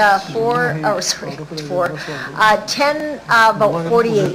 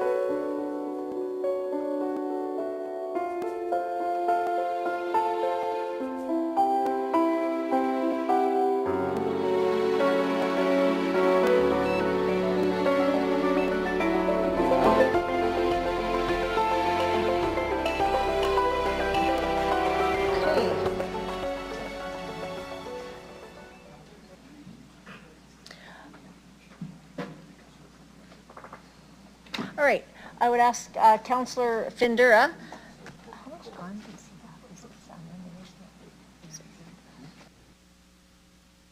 Sorry, not Counselor Findura. Counselor Nelson, you're up. I'm done. Yeah. So just to clarify, you have 6 decos, 4 on the road, but you guys would take more if you could get more through the chair. 4 on the road, 24 hours. Okay. We so- have 6 All working, 6 on the road. There's They're my- all on the road. all on the road at the moment. Okay, so do you as the broker have them, or do you as the, or do your drivers have them through the chair? Sorry, what? There's 2 of them, the owner operator, 4 of them leisure operator, and they hire a driver at night time as well. But we don't have any problem with them as a whole. Yes, the owner operator, they are working a little bit extra, like they are working for themselves in their own car. Yeah, they'll be working a little bit extra, right? But other people, they are working all right too. We don't have any, like I said, we don't have any complaints from them from last couple of months. We don't have any problem with them. Not from 6 of them, no problem at all. No, and I don't feel that you guys do. From what I've learned, you guys have given exceptional service, and thank you for that. Thank you. My only concern, as we heard, is that, heaven forbid this happens again, COVID hits again, the service costs a lot. Would this cause companies to no longer be able to provide these types of services if something were to happen? If I'm not wrong, Through the chair. correct me, in the COVID time too, our wheelchairs were on road. We Yours didn't were. have any problem. Yes. Even all the taxis are more than 50% on the road in the COVID time. And Uber is not providing any ride sharing, not providing any service that time. We are on the Coop taxis providing service that time, all the time, 24 hours. Maybe if the driver had a COVID or it was given notification from SHA, maybe that or she did not work for a couple of weeks. But other than that, everybody was on road. Okay. Because that's how our business is. It That's- just does not depend on the wheelchair accessibles. We have retained the customer from all other, we have a lot of customers too, so they are happy that most of the time they're busy all day. So do you know during COVID, and I always give that such a broad, say 2021, was there other cab companies that offered wheelchair accessible rides, or was it only you? And if you don't know, that's totally fine too. I can ask them. Actually, mostly that time not working, nobody working. They shut down actually that time, some. Even the Regina cab's not working that time. I hope the Capital Cab shut down too for 1 month. Only Coop is that time providing all service. But we are not all cab service. 100% sure about that. Maybe you Yeah, can ask the city, okay. they will have the better Yeah, answer for. absolutely. Sorry, Yes. and I apologize for even asking Most that of the question. time we are concerned about our businesses, how we are doing, we just want to be better. Absolutely, absolutely. And that just came out, and I shouldn't have asked that. Yes. I apologize for that. No problem. Counselor Nelson? You know anything what? more? That's fine. That's all I need. I have all the information I need. Thank you very much. Thank you very much, Counselor Nelson. Counselor LeBlanc? Sorry, my bad. There you go. Thank you. I understand that accessible taxis can also offer rides to people who are ambulatory, so who don't need accessibility. Is that fair to say? Yes. Yes. Yes. Thank you. And am I right through the chair that accessible taxis would still, for your company, the majority of their rides would be for people who do not require an accessible taxi? That's correct, sir. Yeah, okay. It depends on demand and supply. If there is a demand, we have told our dispatchers, we have set up our rules, our company rules. Even if, for example, a regular wheelchair accessible car is going to pick up a customer, for example, going to airport. He's on the way and there pops up a customer who needs a cab, a wheelchair accessible cab. And we cancel that He's call on and the give way, him that he call. hasn't reached that customer's house or hotel, we'll tell them, hey, we'll send another one, you go to this way. We'll send another cab to that. That's our rules. Right. No, that makes good sense to me, but I guess I'll put it this way. If someone is operating an accessible taxi cab for co-op, say for a Saturday, the majority of rides they're providing to people are to able-bodied people in that day, generally. Depends on demand and supply. Okay. If we don't If have the any, demand- if we don't have any call waiting for the accessible, Then they'll go for regular the regular calls. Yeah. If accessible comes, we give them accessible. First cab. priority to accessible. First priority to accessible cabs for the wheelchair accessible. Yeah. Okay, thank you. You're welcome.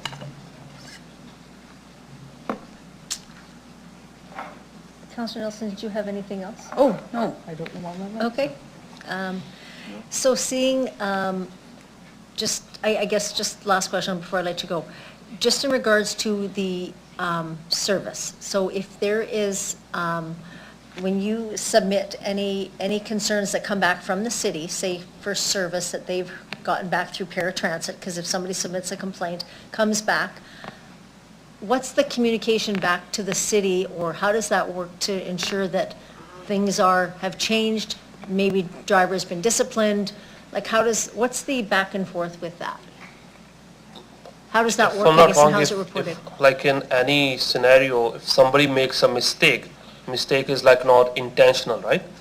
If it's a mistake, we call the driver, even we call them in our board meeting, and we try to educate them, or you can say we sometime punish them too, that hey, you did this.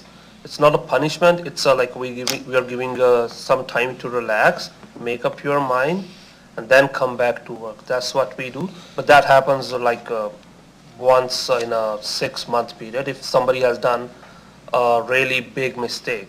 But if it's a normal mistake, we try to educate them that hey, this is what it is, this is how should be working, and just do your work. We are not calling for something extra.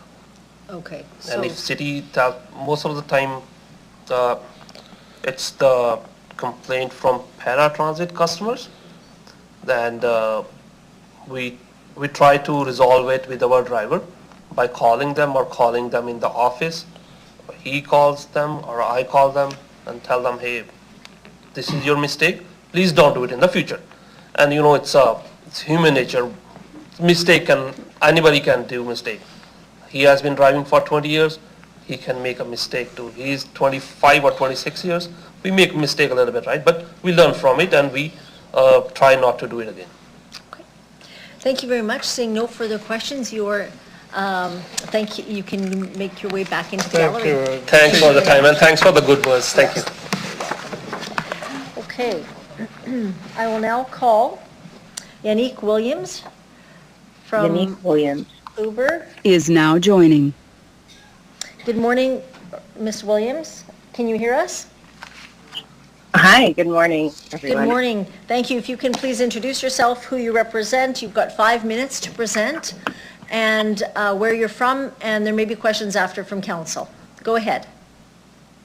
Thank you. Good morning, Mayor Masters, Chair Bresciani, and members of council. Thank you very much for the opportunity to speak with you today on this important issue of accessibility. On the issue of accessible transportation in the city of Regina, a challenge that municipalities across the country continue to face. And myself, I'm Yannick Williams. I'm a public policy manager at Uber. Since Uber began operations in Regina in 2019, every rideshare trip within the city has been subject to 2 specific taxes, a 20-cent per trip fee and a 7-cent per trip accessibility fee. These charges are consistent with those in other similar Canadian jurisdictions. The accessibility fee was established to enhance accessible transportation options in Regina and has generated hundreds of thousands of dollars for riders since it was first implemented. Since this was last before the city, administration dutifully re-engaged industry, resulting in the consideration of technology solutions and more efficient delivery for the accessible taxi program. Administration's proposal to limit the fee increase for the ATP to 8 cents per trip, bringing the total to 15 cents rather than the initially proposed 18 cents increase is a better outcome for riders, reflecting a considered response to our collaborative engagement and the feedback from the community and industry. However, it should be repeated that it still remains much higher than many other cities. To truly capture Council's emphasis on keeping trip fees affordable for all customers while improving accessible transportation services for Regina customers, we believe that the fee increase should be paced and gradually rolled out over a 2-year period. TNCs and taxi companies should also be provided a 6-month implementation period, as this would offer an even more balanced solution. We recognize and value the city's direction to manage costs effectively. This phased increase would better capture the financial impact on Reginans seeking affordable and reliable transportation options, while still providing the city with the necessary additional funds to operate and enhance the program effectively. Uber strives to be a zero-emissions platform by 2040, and the City of Regina is committed to becoming a renewable net zero community by 2050. In an effort to drive towards that shared goal, we also request that the city provides an exemption for zero-emission vehicles from the increased fees. This could mean that the fee could be $0, or it should remain at the 7-cent per trip fee done in those vehicles. This will help the city drive towards its sustainability commitments and help with driver transitions to zero-emission vehicles. As a transportation network company committed to inclusive transportation solutions, we emphasize the importance of ongoing engagement and collaboration between the city and all stakeholders in the industry. Keeping us involved in both the development and implementation of the program ensures that the initiatives meet the practical needs of all parties, particularly those who rely on accessible transportation options. Furthermore, we stress the need for transparency in how these collective fees are allocated and utilized within the city. Detailed insights into the expenditure and the tangible improvements these fees bring can bolster public trust and support for the program. It is crucial that all stakeholders have a clear understanding of how these fees are enhancing transportation options for riders requiring accessible options, thus fostering a more inclusive urban mobility landscape. Thank you for the opportunity to provide feedback. As the city develops this program, Uber asks that you consider the whole surface transportation network, as well as everyone who could benefit when looking into accessibility for TNCs and taxis. We look forward to continuing our dialogue in partnership with the city, advocating for effective, transparent, and fair transportation solutions that serve Regina's diverse communities. I'm happy to answer any questions. Thank you very much, Ms. Williams. I do have a question from Councillor Findura. Go ahead, Councillor. Thank you. Ms. Williams, one question. Do you have an accessible taxi in your fleet in Regina? No, currently we do not have accessible vehicles on the Uber platform, and that is because the vast majority of the individuals who drive through the Uber platform are using their personal vehicles, and the vast majority of personal vehicles are not wheelchair accessible. That being said, as mentioned in my speech, we have been paying the currently existing 7 cents per trip fee, which is going to the accessibility program that the city is currently collecting. Okay, just to follow up through the chair, we are discussing providing a service to a community for an accessible, we're talking about money, but the question to me is why not Uber, as this report talks to, that is looking at other providers, transportation providers, to provide accessible taxi to be on the road. Why not Uber? I understand that you're saying as an individual, but why not Uber? Ms. Williams, go ahead. As mentioned, Uber doesn't own, the company does not own the vehicles that that folks who drive through Uber. We do not own those vehicles. So that is why in the vast majority of other jurisdictions, municipalities or provinces rely on the per trip fee, and they use those fees to be able to incentivize drivers or to be able to help with increasing the amount of available taxis or available vehicles on accessible vehicles, available on the road.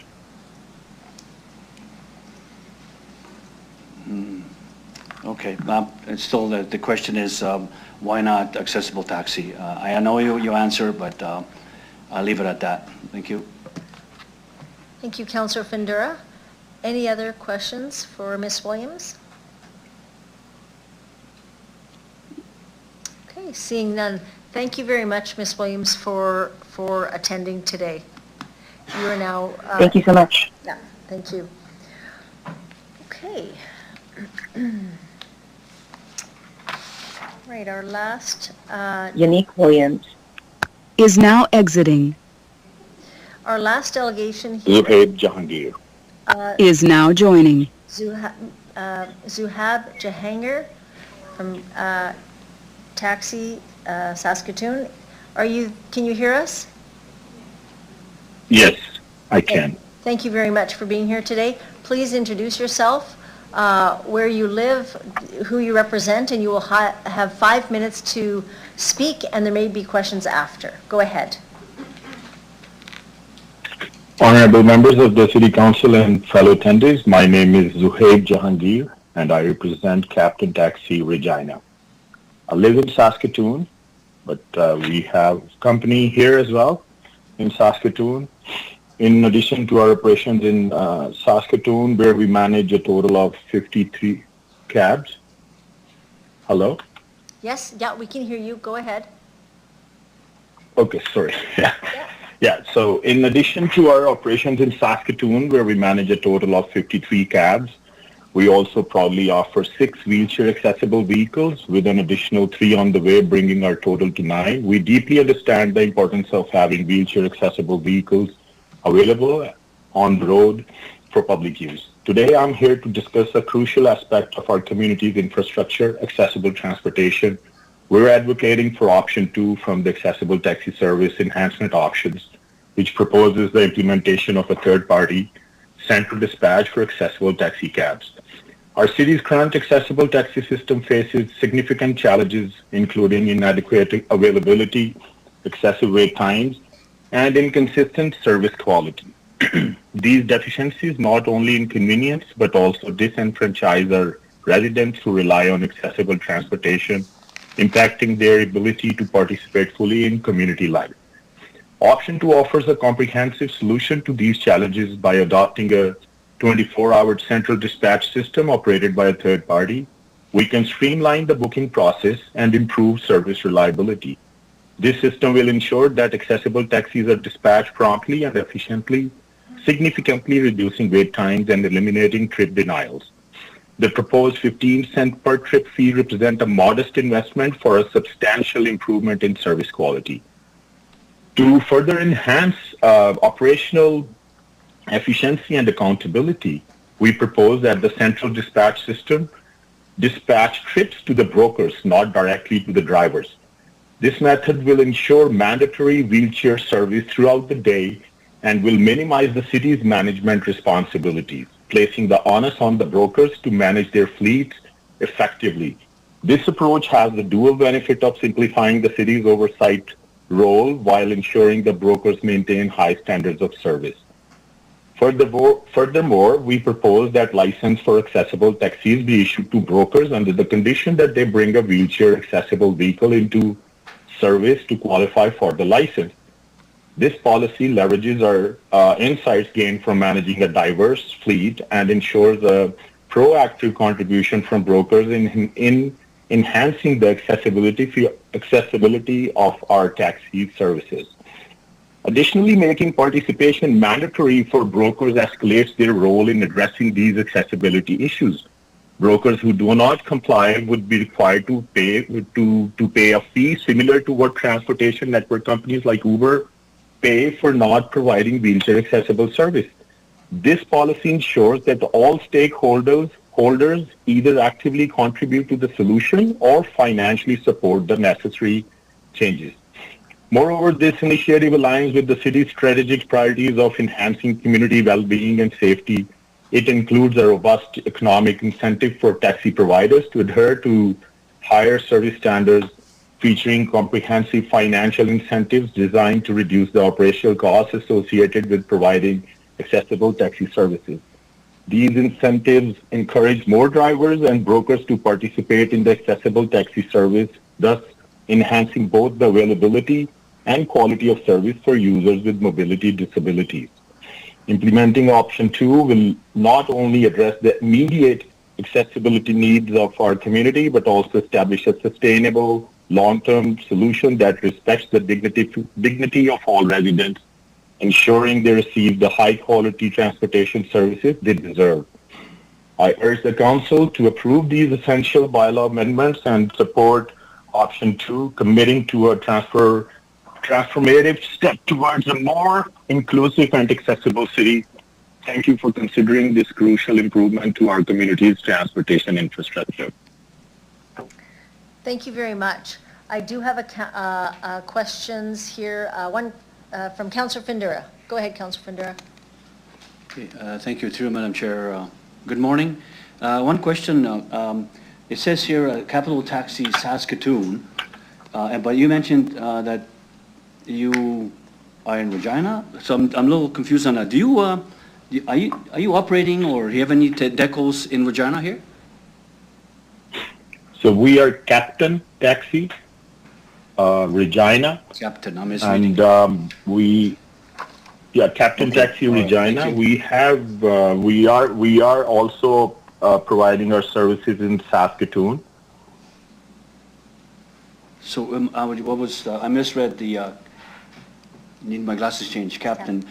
So the question is to you, Madam Chair, do you have any decals, or are you operating physically taxi? So or anything in Regina? We leased a decal. Sorry? So we leased just one decal. The decals here are not available at the moment, and the only ones I believe are going to be available are these wheelchair accessible decals. Okay, but my question is, are you right now operating a vehicle in Regina? We just stopped operation about 14 days ago, when the only decal we had was taken away by the decal owner. Okay. All right, thank you, sir. I will ask administration the same question. Thank you very much. Thank you very much. So I just want to, you had indicated that you do support what administration is suggesting, and you are fully in support of the central dispatch, because you have indicated efficiencies, streamlined booking. Can you just elaborate, because you operate in Saskatoon, what you see here, how that would benefit us here? Right. So as I said, having a central dispatch means that we will be aware of what the brokers are doing, how many vehicles are present to service the community. At the moment, we are not, I believe the city is not aware of the trip denials, how many trips are rejected, and how many trips are given preference in terms of when the wheelchair requests come in. We don't know if that was given preference or not. By having a central dispatch, the city will have a clear, transparent idea of how many trips are getting dispatched and who is denying how many trips. Thank you very much.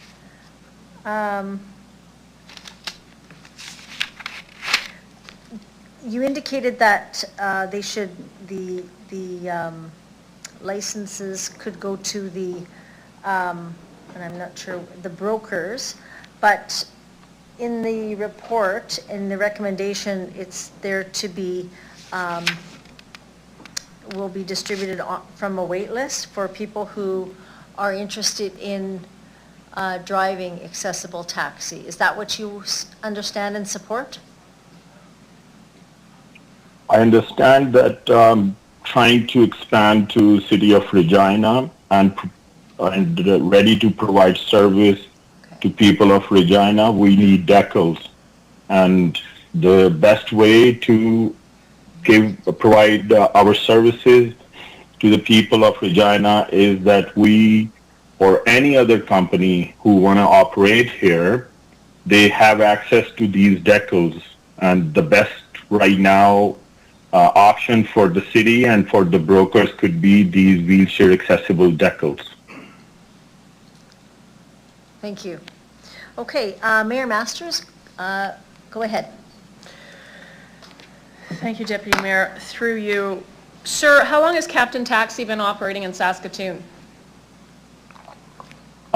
It'll be 4 years and about 9 months. Okay, and how many accessible taxis do you operate in Saskatoon? So I currently have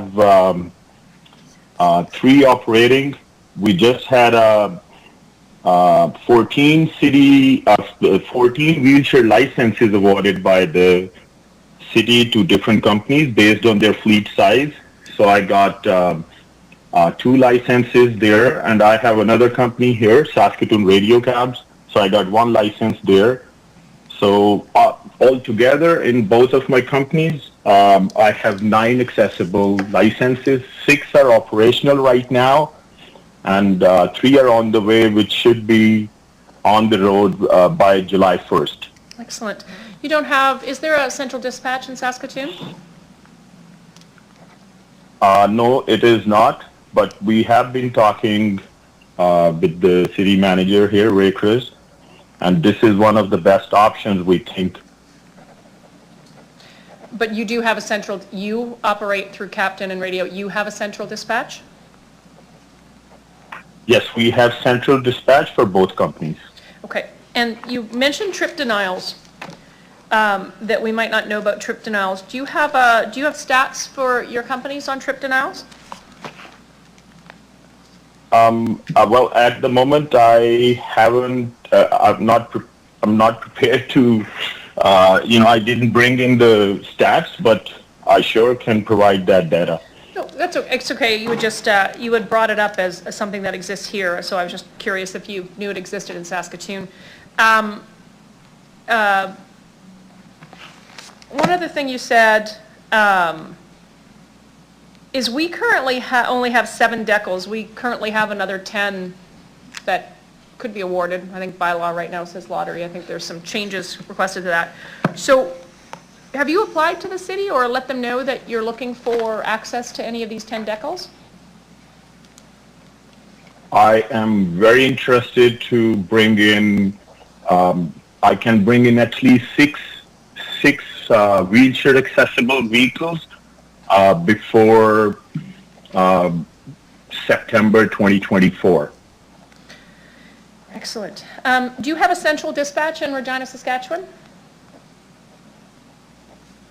Yes, that will be through our central dispatch. Sorry, do you have one operating right now? Because I think you said you've been open about 14 days. So you have a central dispatch office located here in the city of Regina?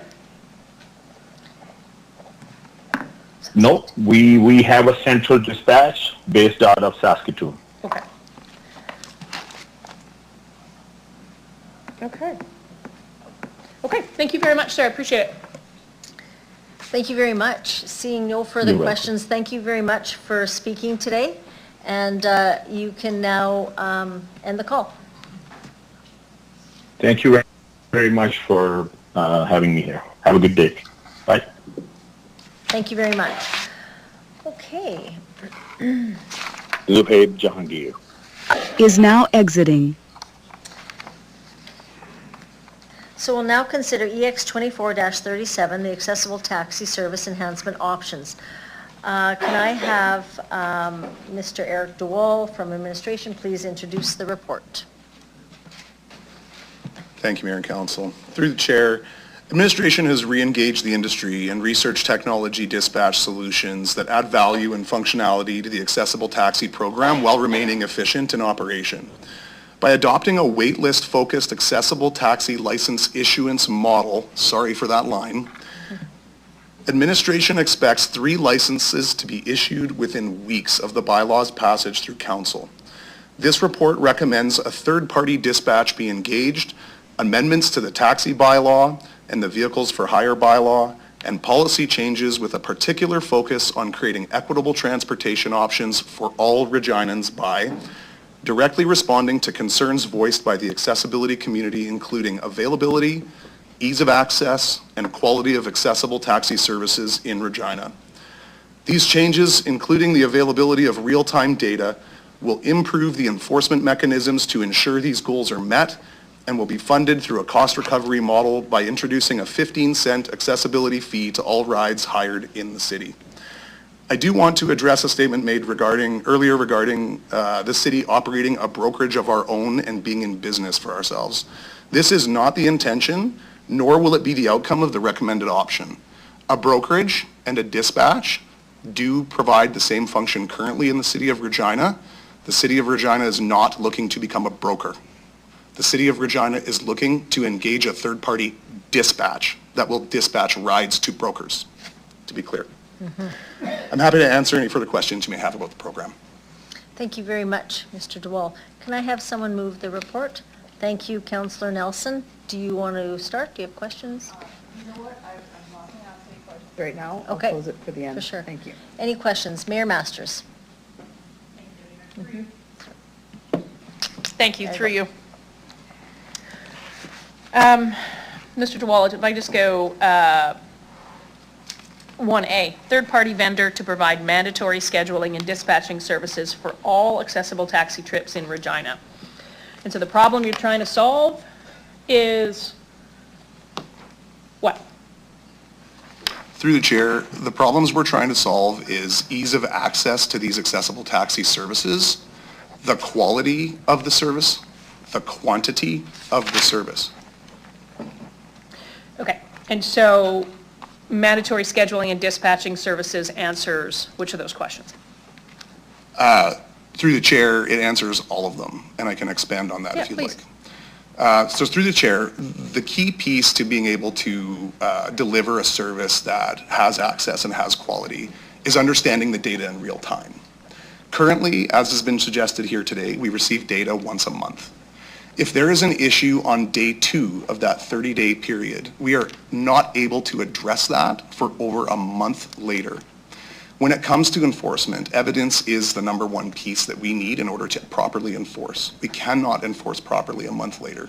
By providing this technology solution, we now have access to real-time data. We can access that. We can look at a computer screen and see the location of all accessible taxi cabs in the city.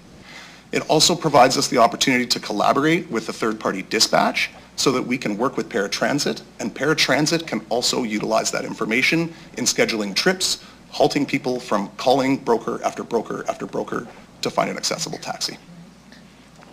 Appreciate that answer. In terms of, you said evidence in order to enforce, and we're attempting to improve access and quality. And so right now, what does the data show in terms of what's been collected by the city? As we get it monthly, and so how many incidences are we having over the last, say, 6 months?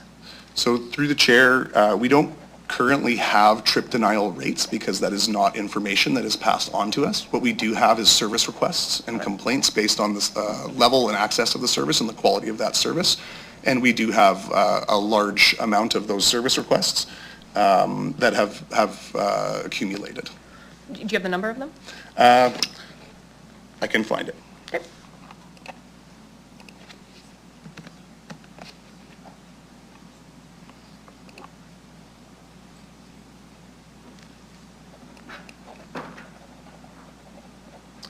Maybe. Take your time. 37 last year through the chair and 20 so far this year. And that's simply with the accessible taxis, not paratransit, correct? That is correct. Okay, perfect. Item number B, accessible per trip fee of 15 cents. There's some feedback given is, can you just explain the rationale for why this particular per trip fee isn't funded like we fund transit, which is across the tax base, versus a per user fee? Through the chair, funding it through the tax base could be an option. That would be something that council could consider. Through the Cities Act, we are capable of employing a cost recovery model to this, and that's what we've elected to do here in the recommendation, but it would be a prerogative of council to change that if you so chose. But it wasn't considered by administration? It was considered, but based on the financial climate, it was felt that the best thing to do was to pursue a cost recovery model for this. Right, and the cost recovery of option whatever is 283,000, is that correct? That's correct, through the chair. Okay, and 283,000 equates to what as it relates to across the tax base? Do you know that number? Through the chair, 283,000 across the tax base. I would ask my colleague Barry Lacey to help me I on think this it's 0.1 question. or just shy of 0.1, but Mr. Lacey? Sorry, through you, Deputy Mayor, could you repeat the question? My So apologies. So the question is, we're doing a cost fee recovery basis. So if 283,000, if it was attached like transit, we pay for transit, it's 283,000 should just be shy of 0.1% of a mill rate, correct? That's correct.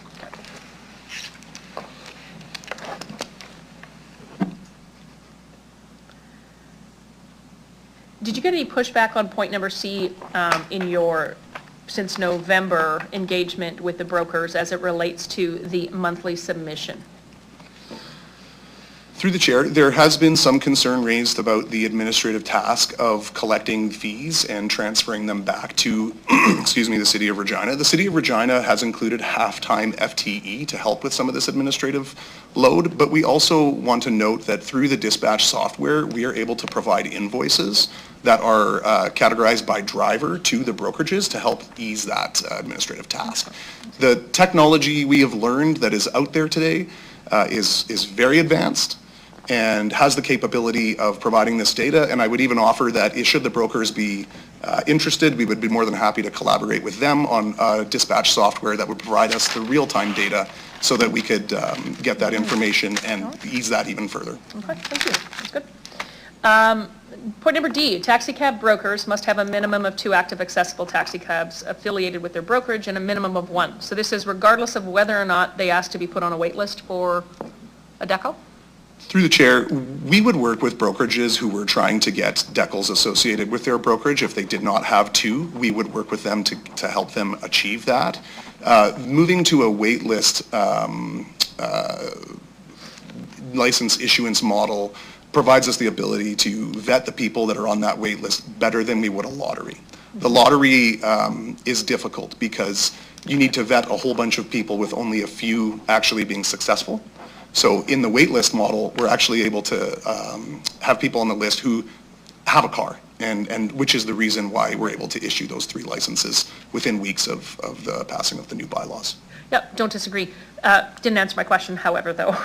I asked, is it mandatory if you're a broker in the City of Regina that you have 2 decals and an accessible taxi?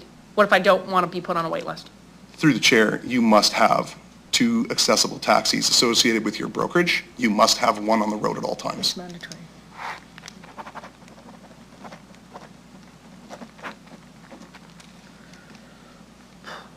Okay. And point number E, new accessible tax cab licenses or non-utilized licenses may be issued or reallocated through a wait list. So we're all good on the wait list.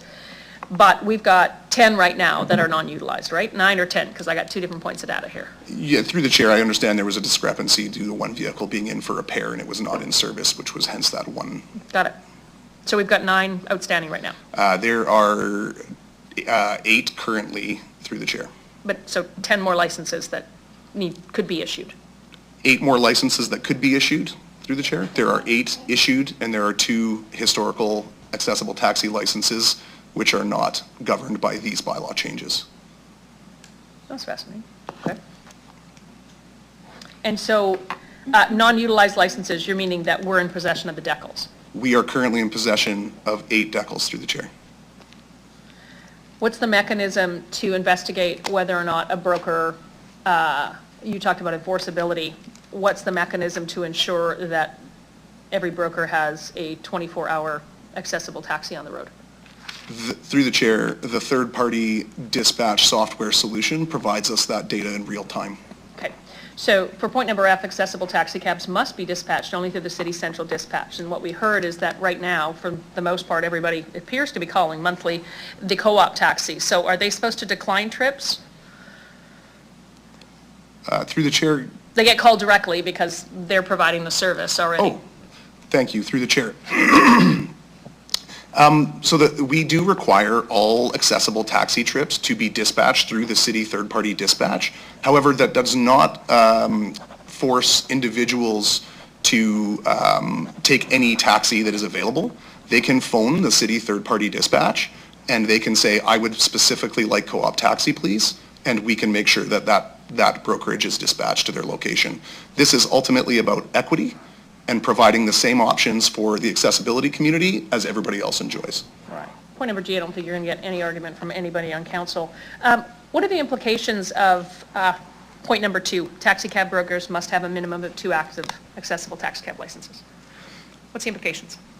Through the chair, the implications would be that all brokerages would have availability of accessible taxis at all times 24/7. Right, so what's the implications for those companies? Through the chair, they would need to engage a decal owner, and they would need to pull them and associate them with their brokerage. And if they can't do that? If they couldn't, through the chair, if they could not achieve a decal on the market, we would ask them to be in touch with us, and we would collaborate with them on how to better access a decal owner to provide that service. So we're providing decals to drivers, not to brokers, or to brokers but not to drivers. Which one is it? Through the chair, depends on who's on the wait list and who is vetted and can qualify for an accessible taxi. But we're holding taxi cab brokers responsible to hold 2,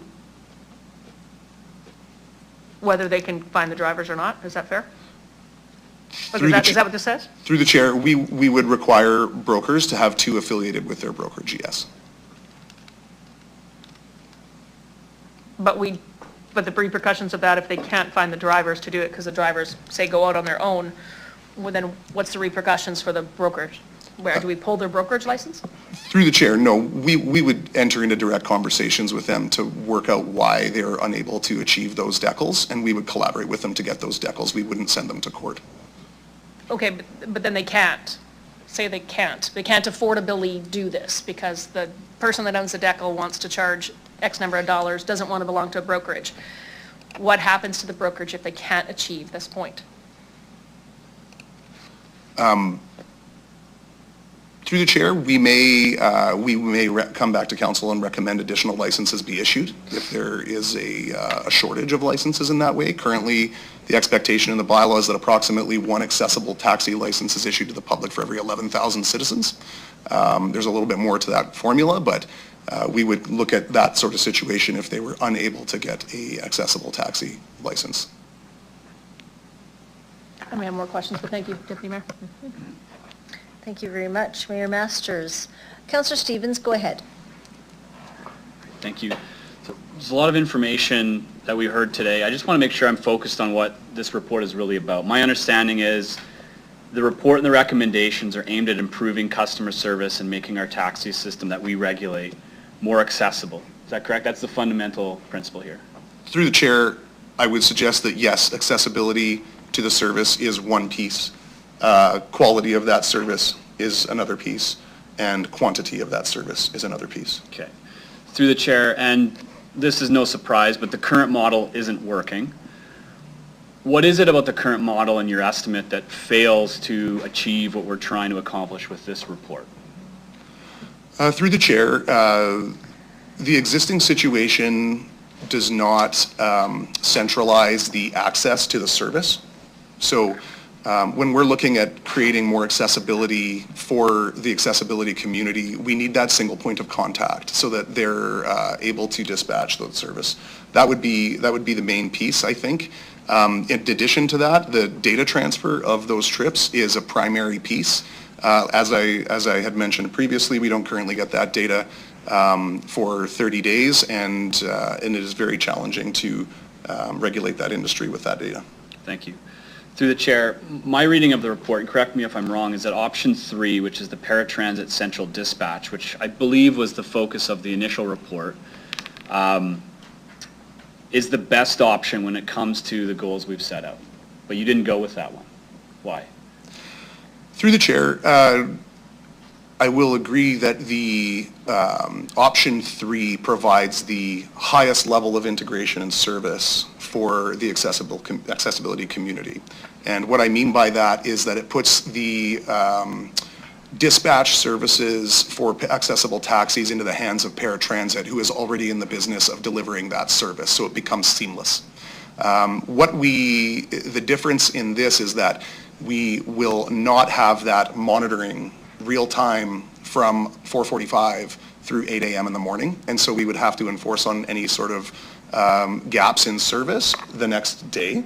However, when we looked at the technology that's available and the dispatch services that are out there, we realized that a lot of the data transfer, the live data transfer, as well as possible collaboration with paratransit was possible through the technology. And so we, in balancing costs from what we heard in previous sessions, we felt that the best recommendation forward was to do something that reduced the cost, but also addressed 90% of the issues that we're having. Okay, thank you. So from a user standpoint, if I want to access this system we're proposing, I'm going to call a number. What number is it? Where is that call center located? Walk me through the actual logistics of establishing that third-party dispatcher. Thank you for the question. Through the chair, a third-party dispatch is a combination of a piece of software as well as a person sitting at a terminal operating that software and answering the phones.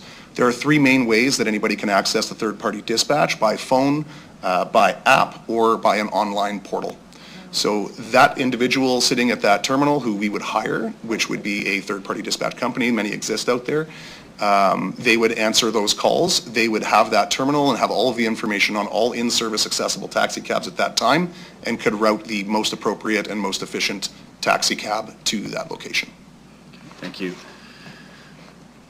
The lottery and licensing system has been an ongoing frustration, I think. We're trying to regulate essentially an odd constellation of independent contractors that function as an oligopoly or a cartel, right? So there's not a free market system to start with. Why end here when it comes to actually improving how we dispatch this kind of transportation option?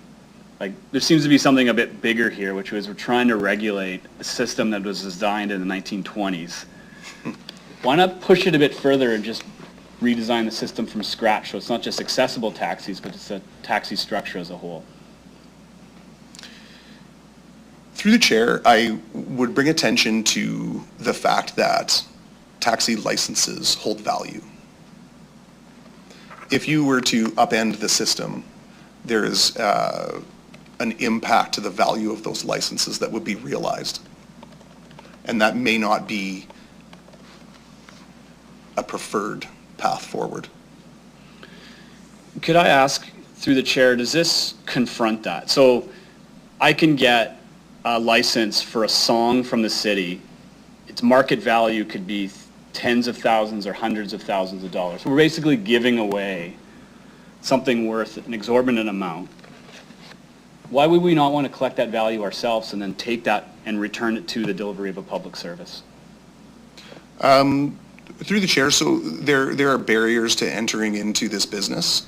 The licenses, traditional licenses hold value inherently in and of themselves. The accessible taxi cab barrier is the car. The car is, you can purchase a vehicle, but at the low end on a new vehicle, you're in about the 120,000 range, and you're probably likely about the 160,000 range for a CSA D408 certified taxi cab. So there are equal barriers to enter into the business in that way. I should note too that accessible taxi licenses are non-transferable. So these don't have necessarily the value on the market in the fact that they cannot be sold. Okay. So would it be fair to say that the model of managing the accessible licenses probably a bit more advantageous for the driver? It's the actual person doing the work versus the brokers. Is our model actually advantaging the drivers and giving them some leverage in the market? Through the chair, I think the incentives designed are well balanced all across the board. I think that, I'm not sure I can answer that question accurately. I think that would be a question for the delegations. Okay. I only raise it because that was a concern, which is the drivers can actually liberate themselves from the brokerages and why would they pay into that system? Oh. So is that a fair claim, or maybe there's another take on what that would look like? Well, through the chair, they still need to be affiliated with a brokerage. So you must be affiliated with a brokerage if you're going to operate an accessible taxi. And so are they, can we stop people from starting brokerages? Well, no, there is a process for that. So yes, new brokerages could exist and theoretically they could be predominantly accessible taxi licenses in that brokerage, but you must be associated with a brokerage in order to operate. Okay, thank you. That's all I have for now, thanks. Thank you, Councillor Stevens. Any other questions from, Councillor Stadnichuk, go ahead.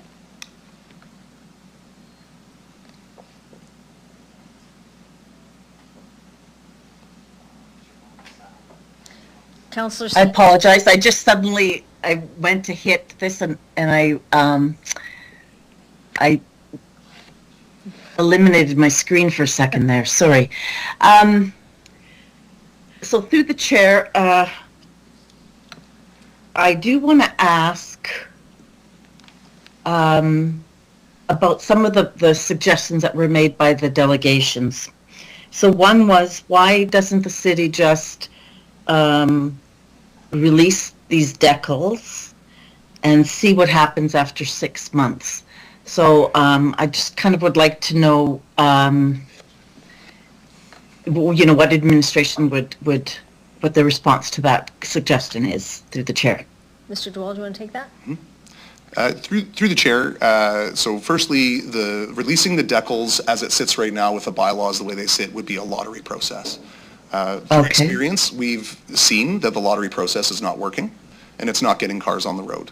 So that is one reason why we would not let the licenses out right now, and it's why we're actually holding on to those licenses right now, because we are hopeful that today that will change and that we can get those licenses out there. That's number one. Number two, I would bring back the goals of the program are, yes, accessibility to the service, but it's also the number of or quality of the service. And as well as the collaboration between paratransit and booking that service too. So getting licenses out there does not necessarily translate to better quality of service. Okay, thank you. Second question through the chair. There's the proposed option from administration is to have a third-party dispatch. I don't know enough about the business. Who would be this dispatch, and would you do an RFP for a dispatch? How would this work through the chair? Through the chair, there's a couple different options that we can pursue. We are currently we currently have entities engaged through the city of Regina that could look at providing this service. That is one option. An RFP option out to the market is another one. This is an industry, as we've seen here today through the delegations, and there are folks in other cities as well that provide this dispatch service and could provide that service for the city of Regina as well. So being that it's not, you don't necessarily need a bricks and mortar in the city that you are being the dispatch for, because it is simply accessed through phone, app, or online. Okay, thank you. This would not, if these proposals, if this report goes through and administration's recommendations go through, we still would not have the rideshare companies providing accessible taxi. That wouldn't change their obligations at all, would it, through the chair? Through the chair, obviously their per trip accessibility fee would go up, as previously mentioned, to 15 cents. No, they are not obligated to provide an accessible car service.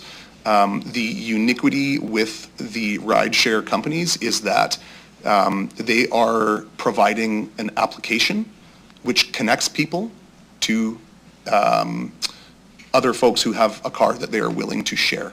It is not one company. Everybody is an individual, so it becomes problematic. Would there be any value in, I can't remember if one of the delegations suggested this or not, but I thought I heard this, that why not just charge the rideshare companies and not the taxi companies per ride? Is that a possibility through the chair? Through the chair, I would suggest that perhaps the cost for rideshare and taxis could be a different amount for each. However, I would suggest that if you were going to cover all of the accessibility fees simply by rideshare, the amount per trip would likely be untenable. Okay. That's all I have for question. Thank you. Thank you very much, Councillor Stadnichuk. Councillor Findura. Thank you. Through the chair, why can't we just be a regulator? I mean, we've discussed the taxi industry since I've sat in this chair. We have bylaws, we have different policies that we can set up. Why can't we just be a regulator and leave the industry to its, not just to do whatever they want, but there's regulations. And then second question would be, how can we, as a city now, mandate or tell a business, you must do this or else? I just can't figure this out. Maybe I'm asking it wrong, maybe I'm thinking wrong, but how can we as a city here tell the industry that they have to have this, especially when you think about it's very difficult to get a accessible taxi, which is expensive. It's difficult to get someone to drive the late shift, all that. How can we, within the recommendation says they have to have it. How can we do that? What powers do we have as a city? You just mentioned about Uber and Lyft. We cannot mandate them to do that. So we have two different playing fields here. Loaded question. Can you Mr. answer that? Duval, go ahead. Through the chair, I believe the first question was, why don't we just leave the regulation to the industry? I would suggest. No, regulate the industry and leave the industry to their business. So, I mean, we've asked that before. Okay, let's just pick on co-op. They've been driving, they've been answering calls, they've got 24 hours a day, 7 days a week, accessible taxi, they're doing their business. So why can't we just leave that alone with them? And us being the regulator, we license them. So I'm talking about provinces licensing Uber and all the other drivers. Why can't we do that? Through the chair, I would suggest we wouldn't do that because it's not working. We have tried to do that already, and we're here currently discussing the issues with accessibility of accessible taxi services. And so I believe, based on my knowledge, that we have given opportunity for the industry to regulate this on its own. We've had to take back 8 licenses that were out and being used because they weren't being used. And so I believe that that is why we cannot allow the industry to regulate itself. Okay, through you, Madam Chair. So when you say it's not working, I'd like you to expand more not working. And the second point is when you take the licenses of things back, was it because through Uber? Was it because through lottery, and whoever won the lottery were not able to provide the service, or was it you took it away from the brokerages because brokerages were not able to provide the service? There's two different things here. Through the chair, just to expand on why it's not working, we have received service complaints about people in mobility devices not being properly secured in the vehicle while traveling. I have outlined 20 issues currently with service requests this year with quality of service. So I think that I would suggest that is the background that we are basing this on.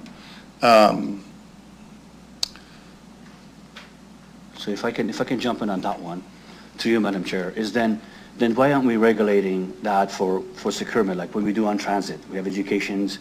When the folks in the wheelchair come onto a transit, they have to be secured. The transit operators have to be trained for service, animal service dogs, all of those things. So why would it take us to do this with all these recommendations, we just need to do one to solve the issue. So that's one. Go ahead. Through the chair, I think, can I have you just rephrase the question? So the question is that you have a problem, service request saying that the individuals were not properly secured. Yet when I'm listening to the delegation speaking is, they actually go and take a course to figure out how that works, and they are securing and they're doing the job. So I'm kind of confused that one industry, so let's say one business is doing it, the other one isn't, one doesn't have the taxi. So it's like there's 3-4 different things that are happening here. So through the chair, that is the intent of this report and this recommendation, is to standardize the level of training that is provided to drivers, because right now they may receive different levels of training, and we also don't have a mechanism for checking that training. So through this recommendation, we will provide the training inclusive, cost inclusive in the program, and we will standardize that training to make sure that everybody has the same training and everybody has the same level of skill and aptitude to deliver that service to the taxi industry.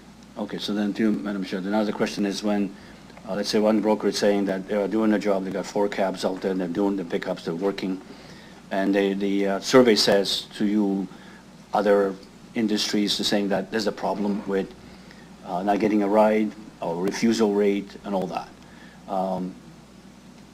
Do we dispute their diligent to provide the service?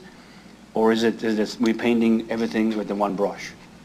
Through the chair, I believe the example you're using is of one brokerage, and we're certainly happy to see Co-op Taxi have those licenses in service, but there are 7 brokers in the city. So what I'm asking, are we painting all of them with just because 1 or 2 are not doing the job, are we painting everyone with the same brush? Through the chair, I believe the intention of regulation and policy is to make sure that there is standardized processes and standardized training across the industry. And so policy inherently in and of itself does apply to everybody that is applicable to it. Okay, Madam Chair, another one here. The discussion here is about helping provide a service to the community and helping paratransit to reduce their refusal rate. And when we, as a council, provided $30,000 to the industry, the accessible, refusal rate dropped. So for 30,000 to 287,000, it's quite the difference. We achieved the refusal rate for 30,000, and I'm not hearing anything about that, how that worked. So now trying to come up with 280-some thousand will achieve the same thing. So what I would say is, leave option 1, put another $30,000 into the accessible taxi to help the paratransit. Because this is the biggest cost that we are dealing with, I believe, Madam Chair, is the operating of a paratransit buses are expensive compared to a taxi. Through the chair, sorry, what was the question? No, the question is that we put 30,000 to the taxi, accessible taxi, to help alleviate the problem of refusal rates at the paratransit, and it worked. It brought down the refusal rate. So the question is, have we looked at that process that we did that a few years ago, and how that $30,000 worked, helped the paratransit and helped the community, accessible community, to access the service? So through the chair, the $30,000 that paratransit uses is to offset the cost of the taxi service as opposed to the paratransit service. If they were going to use a paratransit service and were unable to provide that service in an efficient way, then we would hire a taxi cab, an accessible taxi cab. They would provide that service but pay the same rate as the paratransit fares on that. But what we're hearing is that the accessibility community is telling us that the service is inadequate. This is not a question about the cost. It is a question about the availability, the access, and the quality of the service. Okay. And so just to, and I'll seize the floor. One more about the third-party dispatch. It's only for accessible, and I think there was a question asked about, is there going to be confusion? And it's going to cost the accessible community, the 270,000, to provide the service for the community. Is the community 100% on board? We've heard that, it's going to cost the person that doesn't have any money, it's going to come from their pocket. Do we have 100% agreeing with us, saying, yeah, we are willing to, instead of, because the question was, why not go to a mill rate rather than charging someone, the user we are looking at is the one that can afford. Through the chair, thanks for that question. I do appreciate that question. I can understand that at first the $283,000 looks like a large amount of money and it's a little bit scary. However, I'd just like to point out that on a typical trip in the city of Regina, if you were to take a 10-kilometer taxi trip, okay, 10 kilometers in a taxi, and you're paying this 15-cent fee, it amounts to 0.6 of 1 percentage point of the cost of that fare. So that is one percentage point, but only 0.6 of it. 6 cents. Okay, I'm good. 6 cents, okay. Councillor Hawkins, go ahead. Thank you very much, Madam Chair. Do we know how many accessible taxi trips are taken each year in Regina? Through the chair,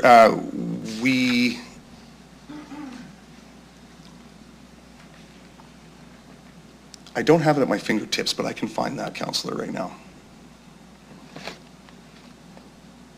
Oh, thank you. Yes, actually, we do understand what those numbers are, but I am unable to share that publicly. Do I have to go into private session to get the answer to this question? Sure, yeah, I guess. Why can't you share it publicly? Through the chair, specific ride numbers are unable to be shared publicly because of the market being small in the city of Regina. If I was to start providing specific details on brokerages numbers, brokerages would be able to understand what the breakup of the market share is in the city of Regina due to its size. I didn't ask by brokerage, I asked globally. Yeah,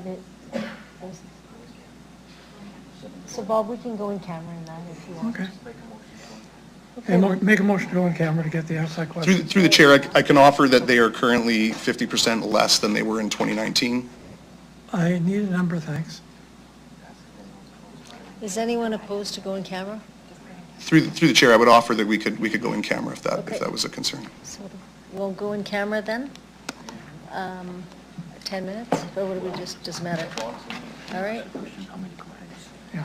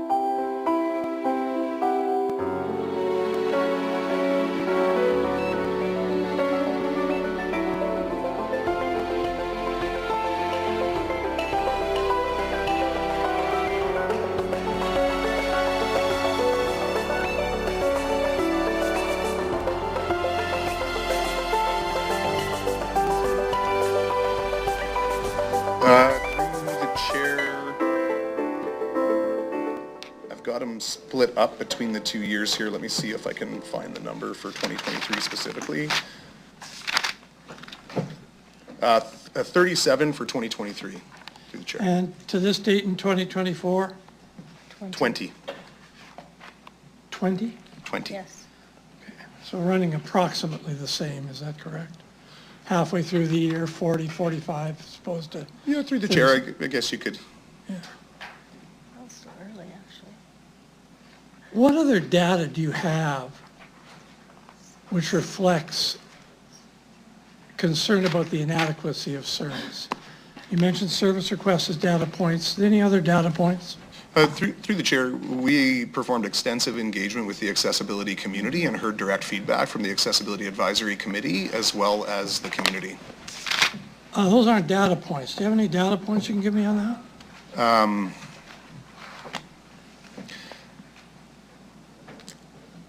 Through the chair, I could ask the team to quantify the specific nature of the complaints and categorize them and provide that data to you at a later time, but I don't have that in front of me now. It'd be helpful to have that.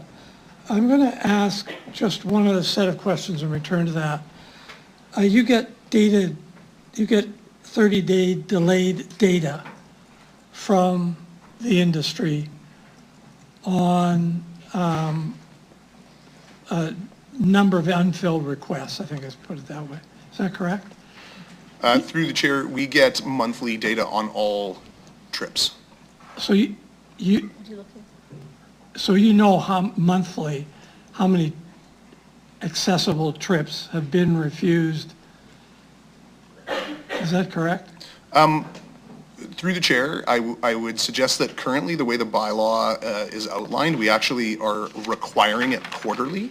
The 30 days is actually being done voluntarily by some brokers, but currently it is actually quarterly that we get that information. So yes, I believe we would have that information, yeah.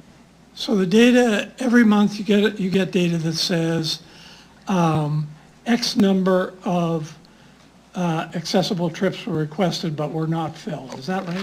Through the chair, sorry, we don't get refusal data in the data. I was incorrect there. We do not get refusal, trips refused data in that transfer of information. Could you get it? We do not get it. I didn't ask. Could you get it? Could we get it? Through the chair, I believe that through the implementation of a third-party dispatch. No. Could you get it now? It would require a bylaw change in order to get that information, All yes. right. So if we change the Through the chair, sorry, I perhaps the city apologize. manager wants to answer? Through the chair, We'll it continue would have that. to be self-reported, the refusal data. Would it be, I'm going to try again. If we passed a bylaw that said, we require brokerages to provide the city with the following information every 30 days, number of requested trips requested, number of trips unable to be filled. Could we pass a bylaw to get that information? Through the chair, my understanding is that yes, you could pass a bylaw to get that information. That's every 30 days. Could we do it every 15 days? Through the chair, I suppose you could ask for any bylaw that you want. So under the current model, however you want to describe it, we could get information if we thought it would be helpful. Data information if we thought it could be helpful, right? Through the chair, I think the operative part of that is, would it be helpful? So I would just. Well, I know, could we get the information is the operative part Councillor of this Hawkins, question. just let him finish. Well, Go ahead. Sorry, if I can get a clear answer, I will. Yeah. But, so my question maybe wasn't clear, and I'll correct that. Could we get information by passing the appropriate bylaw that gives us the refusals of trips? Through the chair, we could get that data, but it would not impact the quality or accessibility of the service, which is the main purpose of this recommendation. Let's test that answer. Say we passed a bylaw like that, and say we found out there was 100 trips requested across the board in the month of May. And say we found out from our data that 10 of those trips was refused we weren't able to fulfill them. Doesn't that tell us something about quality? 1 in 10 didn't get filled. Through the chair, it does tell us something Thank about you, quality. that's what I'm after. 3 weeks Councillor after we Hawkins, need it. Thank you. Mr. Dole, please finish. I, I'm asking, I'd like to hear his well, response, you know, Councillor. if he, No. It's okay, it's okay. Okay. I'd like Mr. Dole to please finish. Your answer. Thank you. Through the chair, I just want to refocus on what the purpose of the recommendation is, which is to provide increased accessibility and quality of service. By getting that data in a delayed manner, we are not able to address the quality of the service in the moment. So in my opinion, based on this report, it fails to achieve the goal of the accessible taxi program. through you, Madam Chair, the follow-up question is, could we collect data on refusals in short orders of time that would help us improve the quality of service? Through the chair, a bylaw change could be suggested that brokers must go to a live data dispatch software where we would get access to that data in the moment, and that may provide that data in real time. So the follow-on question is, without changing our model, given the sophistication in technology which you pointed out exists, we could probably get data which would improve the quality of service that is provided at this point in time. Through the chair, if we were to receive live data from all brokers, possibly, I think I would need to discuss with my staff what kind of impact that would have on monitoring and staffing. I guess that's an answer. Come back to service requests, which are the only points you've given me, data points you've given me on quality of service. I'm going to suggest a hypothetical number. Say there were, in a city the size of Regina, about, let's say, 6,000 taxi requests for service a month, or sorry, a year. And say the complaints to the city about those taxi requests were 30, just suppose. Would you agree with me that that suggests the quality of service is pretty good? Through the chair, I don't believe I'm in a position to answer that. I think you'd have to ask the accessibility community whether that's acceptable or not. Thank you, Madam Chair. Those are my questions. Thank you, Councillor Hawkins. Okay, I have a couple comments. Okay, go ahead. No, you go ahead. Councillor Sikiniak, go ahead. Okay, thank you. So I do have a few questions. To be clear, the change to a wait list over the lottery system, that would free, I think what I heard is that some of these decals that the city currently holds, with this change, those would be released, like that issue would start to be resolved in a matter of weeks. Is that accurate? Through the chair, once the bylaws are passed and become law, then we would be able to begin that waitlist process. And we do have information that there are existing drivers with cars that want decals. And so we would assume that it would be pretty quick to turn those around and get them on the road. Great. Okay,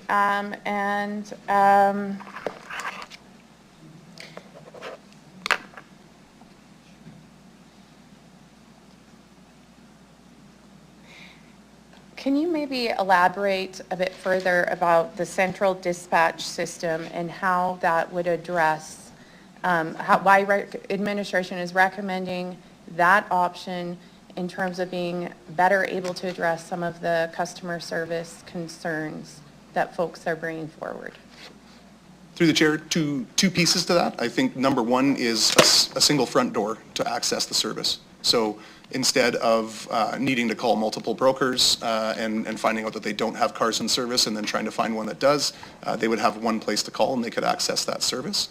Number two, again, I'm going to go back to the data. It provides us that real-time data in the moment that we can monitor and ensure that we have compliance with the regulations of the minimum cars in service on the road. Okay, thank you. And, you know, with those advantages over central dispatch that administration has identified over not having one, we're talking about a 5-cent difference in the per trip fee to get these potential benefits. Is that accurate? Through the chair, yes, the difference between option 1 and option 2 is a 5-cent fee per trip. Okay. Can you also, there was some mention about how even with the option 2, which is middle of the road, that there would be additional connections through with paratransit. And so can you elaborate on that further? Because in my mind, like, so option 3, paratransit, central dispatch, gold option potentially, how does option 2 address better collaboration with paratransit? Through the chair, so the collaboration between paratransit and a third-party dispatch that we would hire would admittedly need to be worked out more to see how efficient it could really be. But as a worst-case scenario, it provides a single point of contact for paratransit to call and get the most efficient or close taxi to the request to get that there. Now, because the software is becoming more and more advanced, we believe that there's opportunities for us, paratransit, to actually possibly access that same software and come in sort of the back door and book that trip. But we need to work that out through the procurement process because it takes some customization. And to be clear, any potential synergies could only be achieved with a central dispatch in terms of through paratransit, improving the communication between paratransit and accessible taxis. We can only potentially do more through a central dispatch. Is that right? Through the chair, without a central dispatch, you are allowing all accessible cars to be booked through the brokers. So you would have to call one or more of the 7 brokers to book that car. Okay. And can you maybe elaborate a bit about how, so there's going to be more training regulations for folks, and so would that just be part of their process that they would have to provide some sort of certificate of having completed training in order to get a license? Is that? Through the chair, we were taking an approach where we would regulate that training and may deliver it. It would be the same.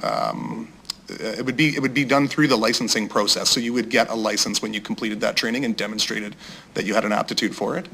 So we do through these changes, we would have the ability to have our drivers go through a practical exam to make sure that they do understand how that mobility equipment works and how securement training works. And that would be a requirement or just a possibility? No, that's a requirement. Okay.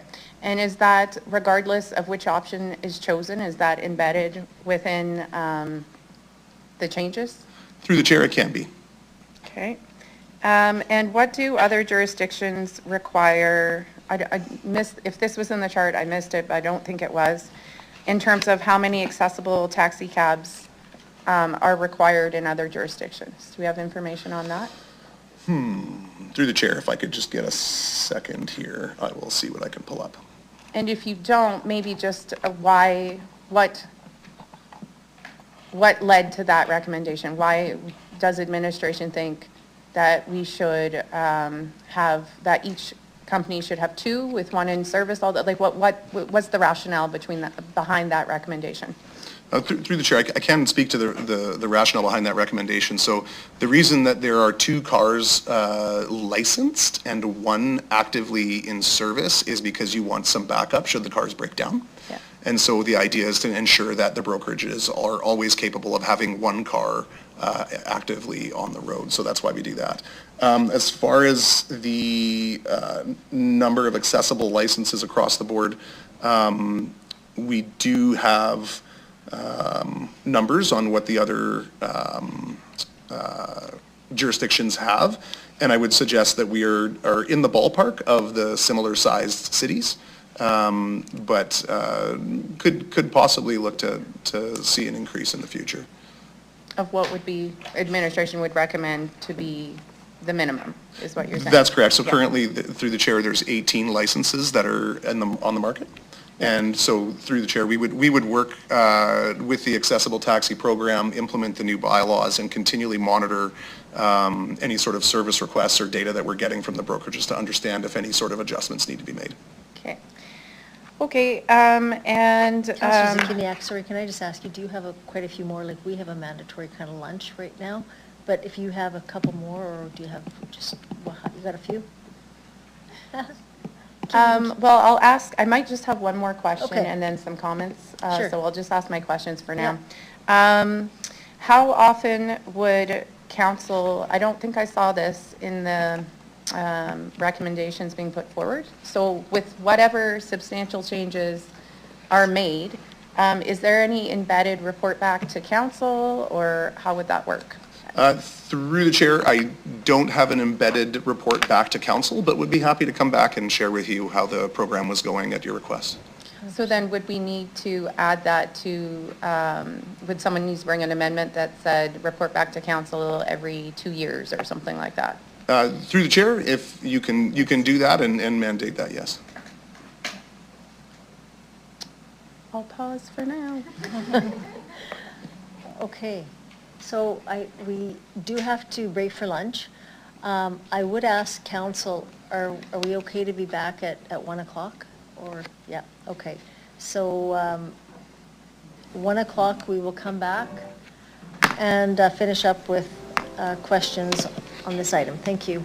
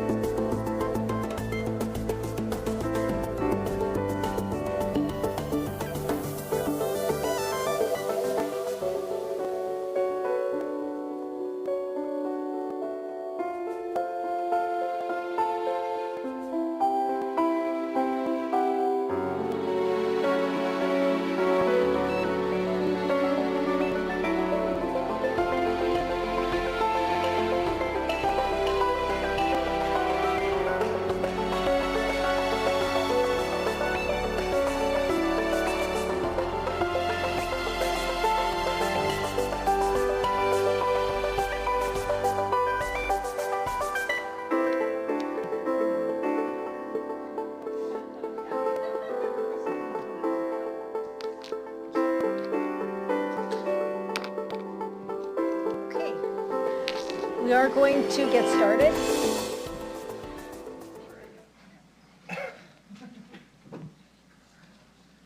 One, two, three. Councillor Zakidniak, you still have the floor.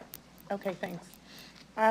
Okay, so along the lines of the report back period, regardless of what happens today, we'll be making some substantial changes, hopefully, to address some of the concerns that have been heard and that we've heard for years in relation to improving accessible taxi service. So I would like a report back a year from now on how things are going, because there is the whatever happens, there may be the need for additional changes. So I can either do that as an amendment, or I suppose that could be proposed Friendly. as a friendly amendment if the mover and seconder would agree. Councillor Nelson, will you? Yeah, she accepts that. So that's good. Okay. And then just, I don't think I have more questions, but I do have some comments that I think what we were given by administration as a recommended option is their attempt to compromise between like what is like the improvements needed for service, and then how can we keep those changes affordable. So instead of going with option 3, which is more expensive, and there was some pushback from council saying let's keep these changes more affordable, which I think is fair. So I think option 2 is the attempt to meet the best of both worlds.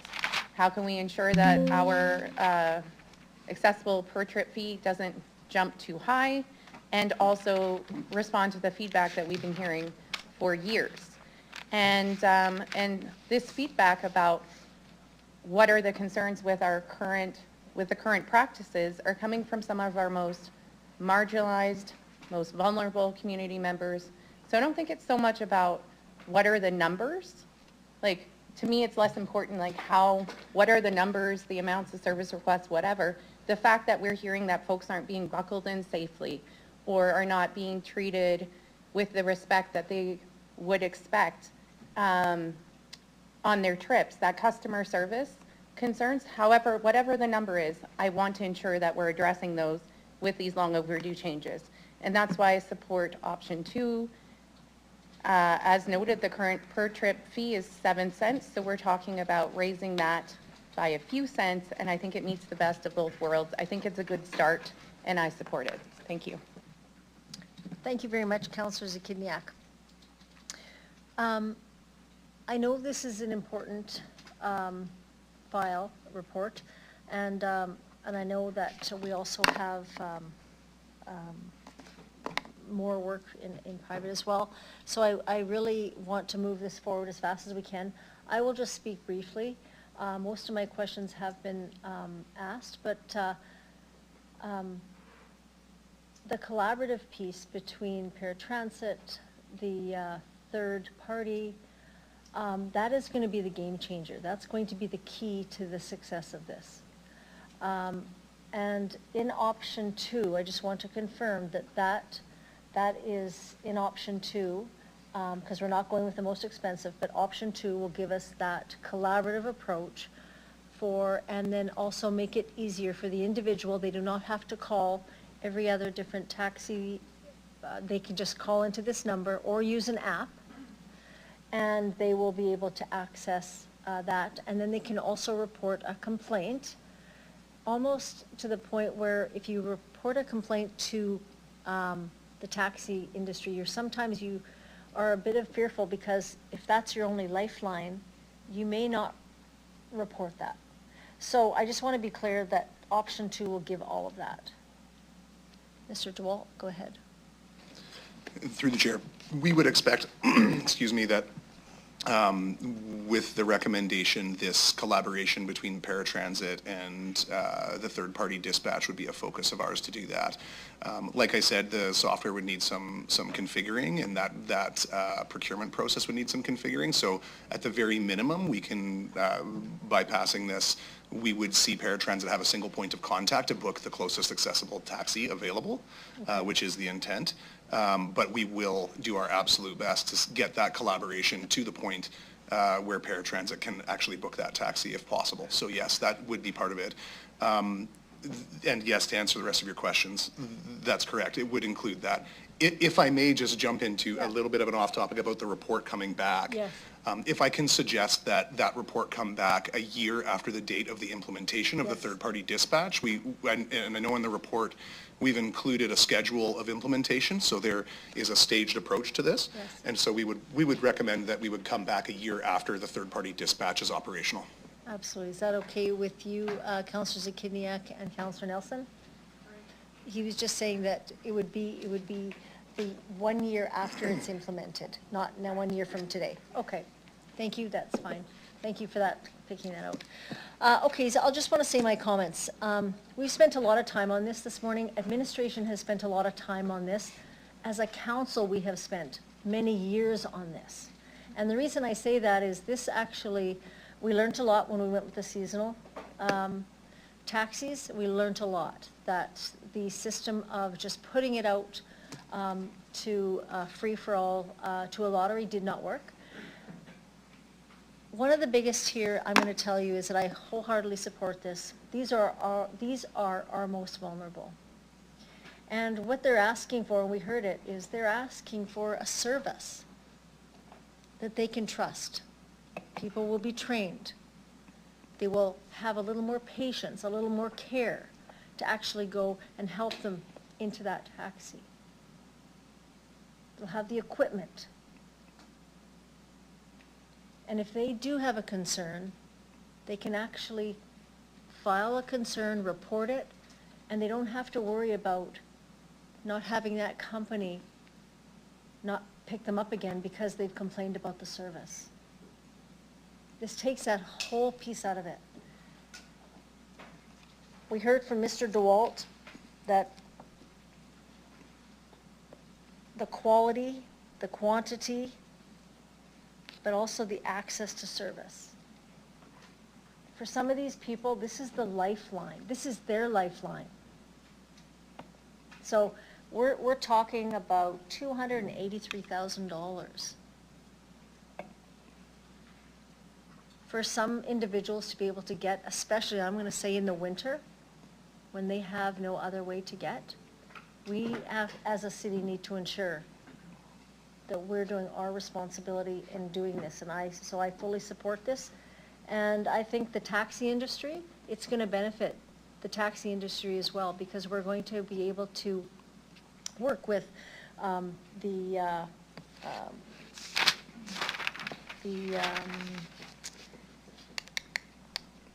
third-party vendor will be able to push out to the taxi industry, as well as it'll provide better service for them as well. I do see efficiencies, as we heard from one of the callers in Saskatoon. I do see efficiencies in this. So I will leave it there. I will cede the floor. Councillor Fendura, you are next. To the Chair, thank you very much. Question on, well, the accessible taxi goes hand in hand with paratransit. So where are we at refusal rate in our paratransit?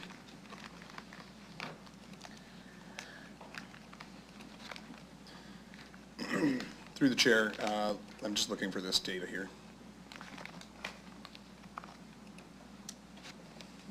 Mr. DeWalt, Transit, they are available as well. Oh, thank you. Yeah, just to help you out there. Thanks. I will ask Mr. Looning to answer the question, and maybe he can pass it on if need be. Okay, go ahead, Mr. Looning. Through the chair, our denial rate for 2023 was just under 3% at 2.98%. Thank you. Okay, so follow-up question to that, to the Chair. Then, what that tells me is, if you're looking back a couple of years, where our refusal rate was to where it is, I believe that the taxi industry with the accessible has helped. That's my comment. So the question is, has the taxi industry helped with the refusal rate, what we're seeing right now, to help the paratransit to move the vulnerable people around the city? Who wants to take that? Yeah, Mr. Lynn, go ahead. Through the chair, when we did receive that money, that $30,000, that did help us lower the refusal rate. We did see it start to climb back up just before COVID, but then it dropped again, just from what was happening with COVID. But again, we're seeing that increase again, just to increase demand on the system overall. But that initial $30,000 did help us lower that rate. Okay, thank you. So just a, Madam Chair, comment. I do understand and I appreciate and I agree. I've always worked in accessible, as accessible advisory committee for all the years I've been here, working on making sure that city provides low-flow buses, more paratransit buses. The 30,000 came, so we did that. And so, looking at this, this is my opinion. I feel this is a bit too much. If you hear from what the industry is saying, is that it might not work. We are forcing, well, we're not forcing, but we are, you can say forcing a business community to adhere to what we want because this is what we hear. And we don't have, talking about data, talking about having 10 licenses still in the drawer. So my concern is that the scan of the environment and the climate might have not given us the proper number to see what is really working or not working. I can see we need to do that, and we need to securement, and we need to for all the training. I understand that. Like I said, painting all of the industry in one brush. One is working really hard, having 4 accessible taxis in the city, on the city streets, at all times. What did I say, 2 or 1 there are 24/7, running constantly, and I can see. Councilor Fundura? Yes. Sorry, your time is up. You just want to wrap it up? Okay, thank you. 3 minutes. So I can see the 3%. Did you say 3 minutes? No, the 3% refusal rate. I see what has been done with the industry helped, and so that model, how did it work? It made it possible for us to be at 3% refusal rate right now.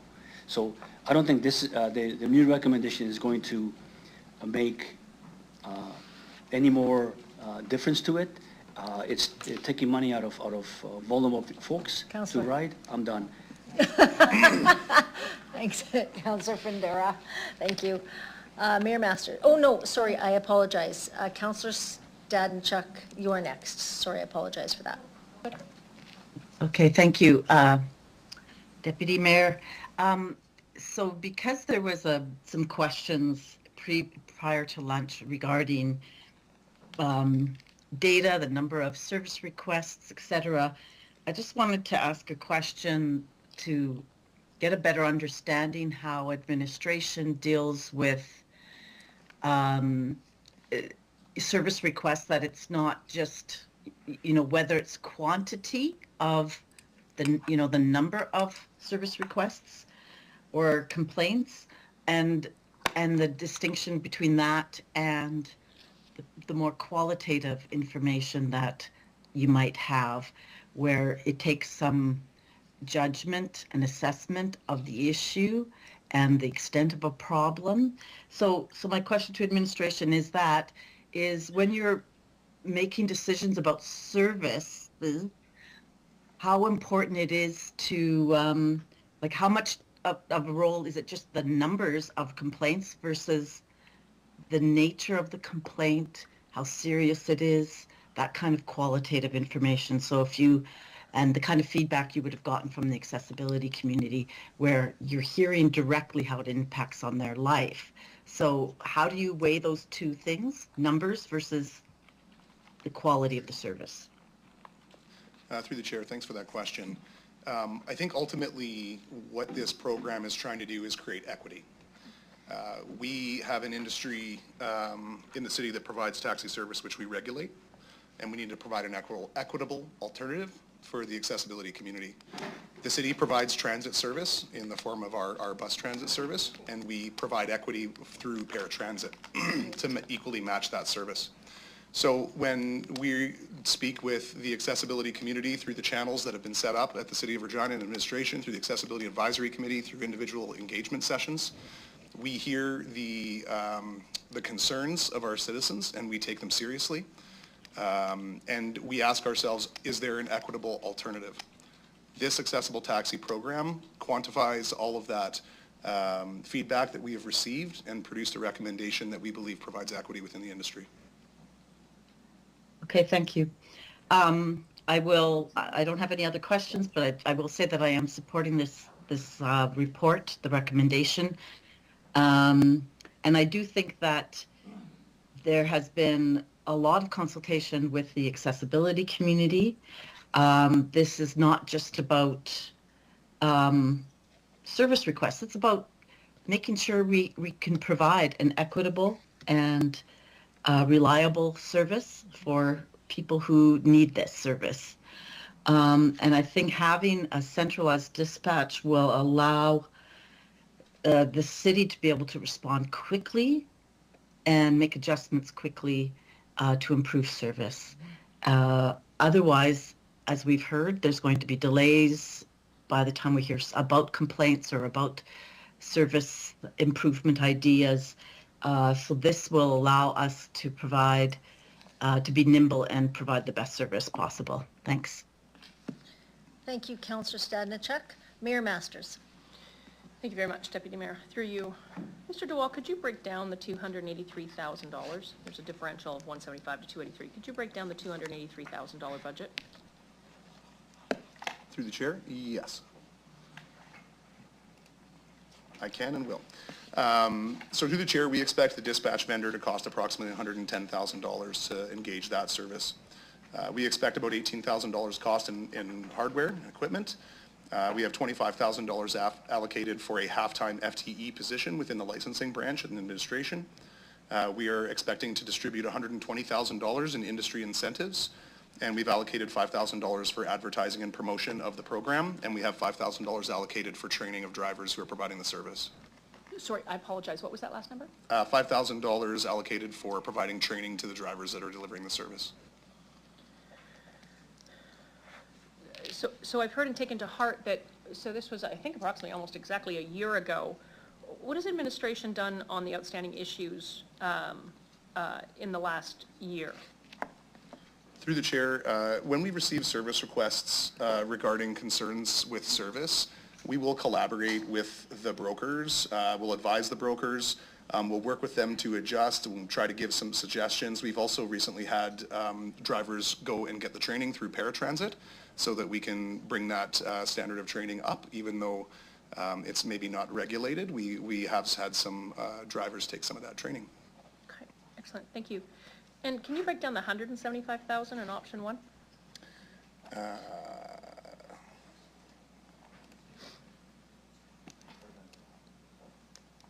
Through the chair, I need to dig for that, but I can get that and get it to you. I guess my curiosity is that we have hardware and software amounting to about $128,000. So the math doesn't work if we deduct that off the 283. So that's what I'm curious about.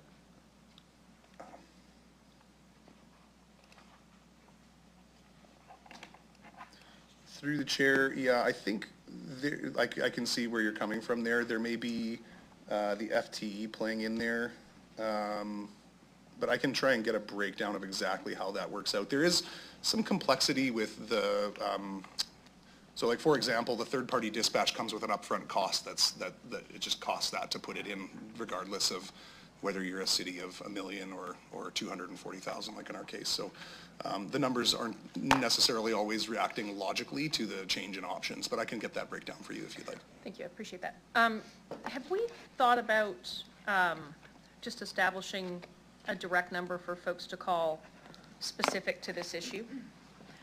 You know, if we got 37 service requests in 2023 and 2024, let's call it 20, so 40 or 50.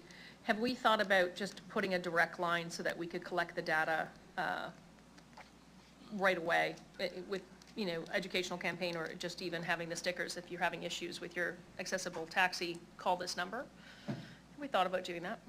Through the chair, the implementation of a third-party dispatch would have that function where the dispatch could be called and a complaint made through that dispatch so that they could respond in the real time with the ability that they have to respond to that. And furthermore, they would be transferring that data over to us. So in short, yes. But we hadn't thought about doing that instead of a central dispatch. Through the chair,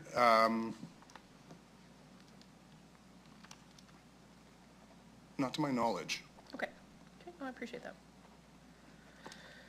And what are the rules or the regulations for taxis, just regular taxis for after-hours expectations?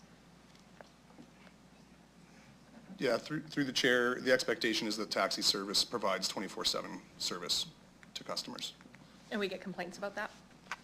Do we get complaints about taxis, regular taxis, you know, at 2 o'clock in the morning? Through the chair, we do get some complaints to the licensing branch. However, oftentimes when there's complaints about the service, it will go directly to the broker, so we would have no knowledge of those complaints.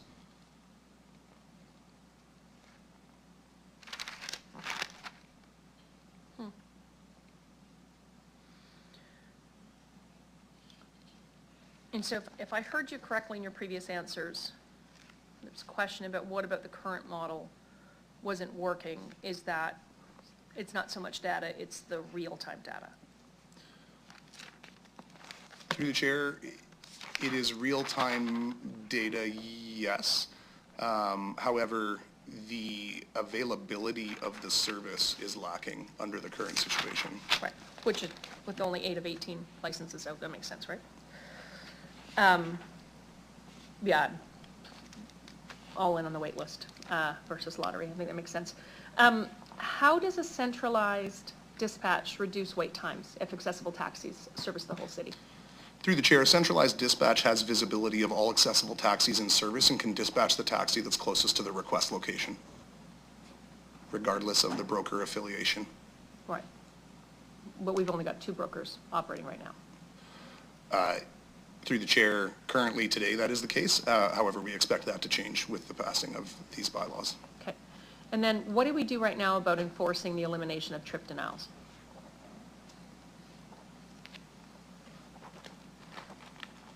Like, we're hearing this as an issue, so what do we do about that today? We get the data, it gets supplied monthly, and I believe you said you expect it quarterly. And so we must be doing something about trip denials. Through the chair, sorry for the confusion, we do not get trip denial information in that data transfer. We don't get that information. They are not reported. Okay, but are those, what portion of the service request, the 37 from 2023, for example, were trip denials? Through the chair, I don't have that information at my fingertips, but I could request that. Oh, through the chair, none. So none of the 37 service requests were about trip denials? All were for quality, through the chair.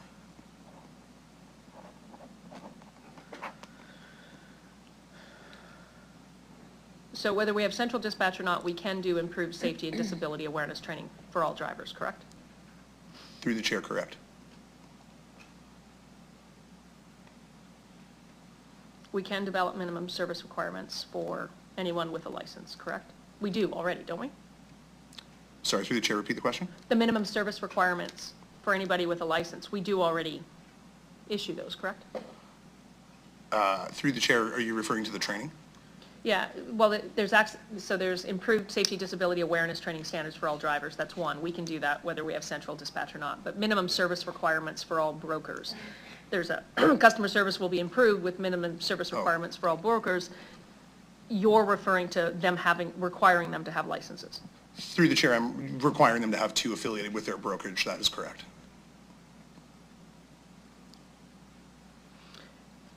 And right now, in terms of requesting a ride, can they do it by telephone or website or app for the brokers that hold these licenses?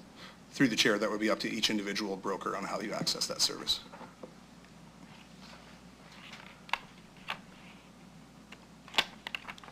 And what does the ability to track rides in real time provide? Through the chair, we're able to see how many accessible taxis are on the road and if every broker does indeed have one in service. We're also able to see how those accessible taxi cabs are being dispatched and what their efficacy rate is in providing rides in a timely manner, so essentially wait times.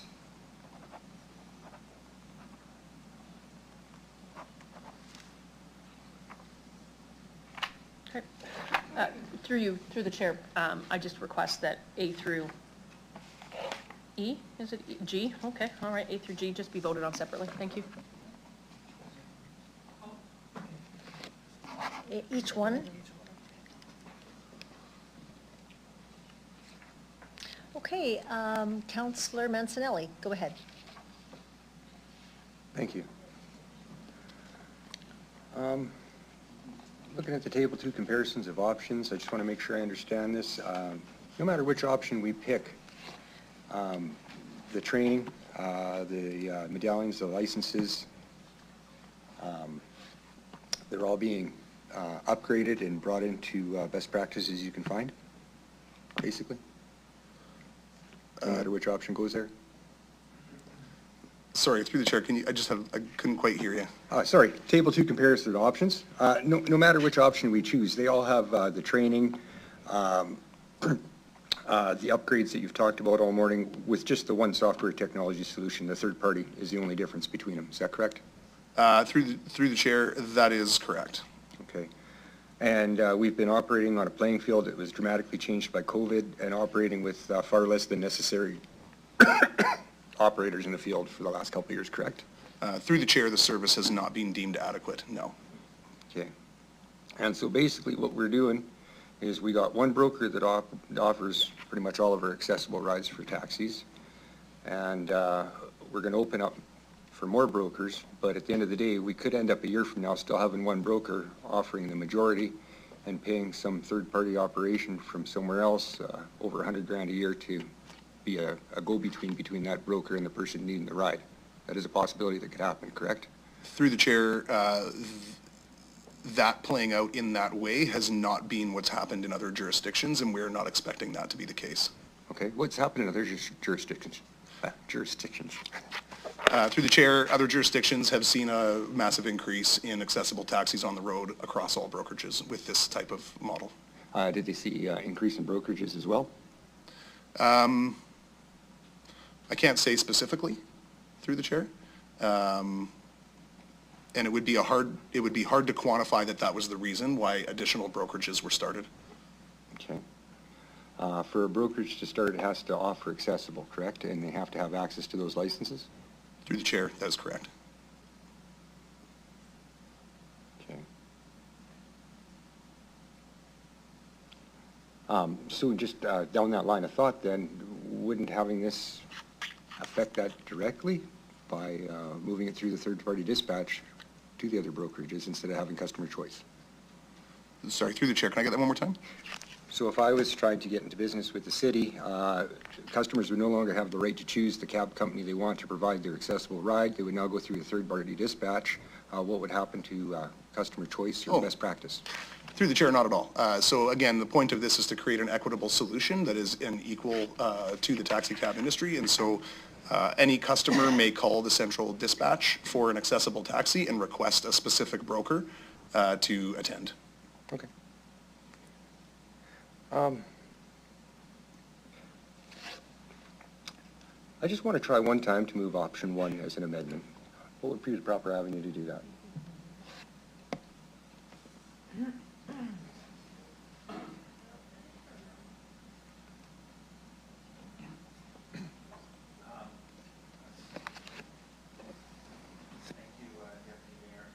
If my understanding, Councillor Mancinelli, is that you would leave everything else in one with its 7 parts, but you essentially want to change, you would want to change 1B instead of 15 cents, you would be changing that to 10 with no central dispatch? Is that, Yeah. you're okay with everything else? I'm okay with everything being invested in. I just don't think with one operator and not operating with the right amount of licenses for a long period of time, we need to bring a third party into this till we know how our field would properly lie out with just the proper licenses being back in our city.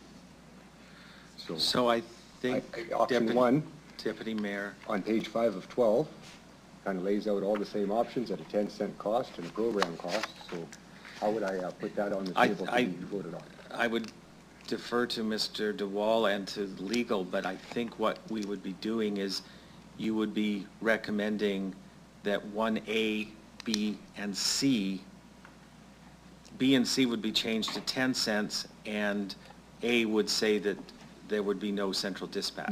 No central dispatch Am I as well. correct? So 1A would change to be amended to say, we're not doing dispatch, or you could just move that that be deleted. Yeah. And then change B and C to 10 cents. Do the taxi cabs have I think through the chair, that's just option one then. Yeah, that's what I'm trying to say. I'd like to move option one to be It's like, voted so on. he's just saying So the whole thing, okay? Yeah. Yeah. Well, then you can move it because it's part of a main motion, so you would just recommend that 1A, or recommendation 1 be changed to option 1 as outlined in the report. Yeah, and there again, I think option 1 and 2 are both great options, but with only one operator and a field that's been changed and not had a chance to recover, I don't think paying a third party over 100 grand a year is something necessary yet, and I'd rather see how the field changes first before that type of So we're on to the next. payout starts up. And everybody gets 3 minutes on this amendment. Okay. I think, yeah, just check, yeah, because all of it well, I And D drops off? I'm still staring at the option 1 chart because I didn't pay attention to anything else. I would ask Mr. DeWall for clarification. The question, I believe 1F would now be deleted because with taxi cabs wouldn't be going through a central dispatch, correct? If option 1 is the, right?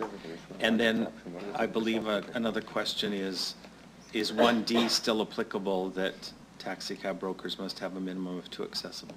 So through the chair, yes, if F is deleted, that is the case, and yes, they would be required to have the minimum amount of taxi cabs on the road. So F is removed, but D remains?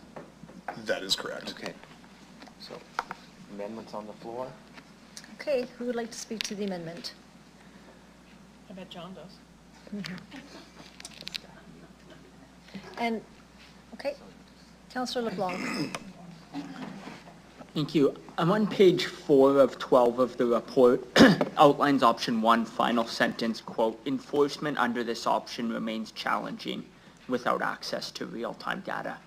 The first question is, what are you looking to enforce? Through the chair, we're looking to enforce that the minimum amounts of taxis are on the road and providing service, being that that's the main goal of this recommendation and a response directly to the concerns of the accessibility community. How does, what's the relationship between real-time data and helping you enforce that through the chair? Through the chair, it comes to technology that provides us GPS location of the accessible taxis that are in service. So we can actually just open it up and see that all brokers have an accessible taxi in service at that time. Okay. And no, fair enough. So just so I'm getting it right. So in the moment, you can see whatever, there are 10 brokers in the city. Each of them has one vehicle on the, one accessible vehicle on the street at this time as required. You can see that in the moment. Is that right? Through the chair, we can see that in the moment, but we also get additional data such as whether they refuse the trip or not in that moment. Thank you. Yeah, I think option 1 looks pretty good, but not as good as option 2. I think in large part because this enforcement piece, this ability to monitor in the moment strikes me as quite a good benefit. I think, to put it a bit glibly, it sounds like the brokers, except for co-op, haven't done a great job of complying with our existing expectations of them, spoken or unspoken. And so I think we do need the stick in addition to the carrot, the incentive policy under Exhibit E. So I think that centralized dispatch, the ability to get real-time data and so on is quite attractive and quite necessary. So for that reason, I'll vote against and be the expectation that this fails. We'll plan to vote in favor of option 2 as recommended. Thank you. Thank you very much, Councillor LeBlanc. Councillor Stevens. Great, thank you. Maybe if I could ask administration to clarify table 2, page 5. I appreciate this council-friendly image with stars. I can understand good. So by every measure, just so I'm clear, option 1 here is a poor option by every measure when it comes to service. Just making sure like 1 is bad, 5 good. Data availability, poor, increased quality service, poor, increased volume of taxis, okay to poor, paratransit access to available taxis, poor, correct? So option one's not good. It's poor. Through the chair, we recommended option 2 for a specific reason. Okay, thank you. And maybe to Councillor Mancinelli, so we can save 5 cents, is that correct? So the worst option to save 5 cents? Is that the rationale? Oh. Okay, I just need to know the reasoning behind it, because I would rather go with a better option for our residents than a poor option for 5 cents. Okay, thank you, that's all I need. Thank you very much, Councillor Stevens. Mayor Masters. Thanks, Mr. Dwell. I'm not sure I got the answer to the question. Through the chair, what does enforcement mean? Because the answer was you could track trip denial, but none of the 37 complaints that came in 2023 were about trip denial. So what does enforcement mean? Through the chair, with the live data, we would have the ability now to enforce that they have taxis on the road, and if there is issues with trip refusal, chronic trip refusal, then we can address that with the broker. Yeah. But you can address chronic trip denial with the broker right now, correct? Through the chair, we don't currently have that data. Denials. We do not get any access on the denials. But none of the 37 service requests had to do with trip denial. Through the chair, the service requests that are collected are not all the service requests that are submitted, because many of the service requests will again go directly to the broker. So we don't get all service requests, but it is correct that the 37 don't include any trip denial complaints. However, through the other engagement that we've performed on this, we have received information that it's a major issue.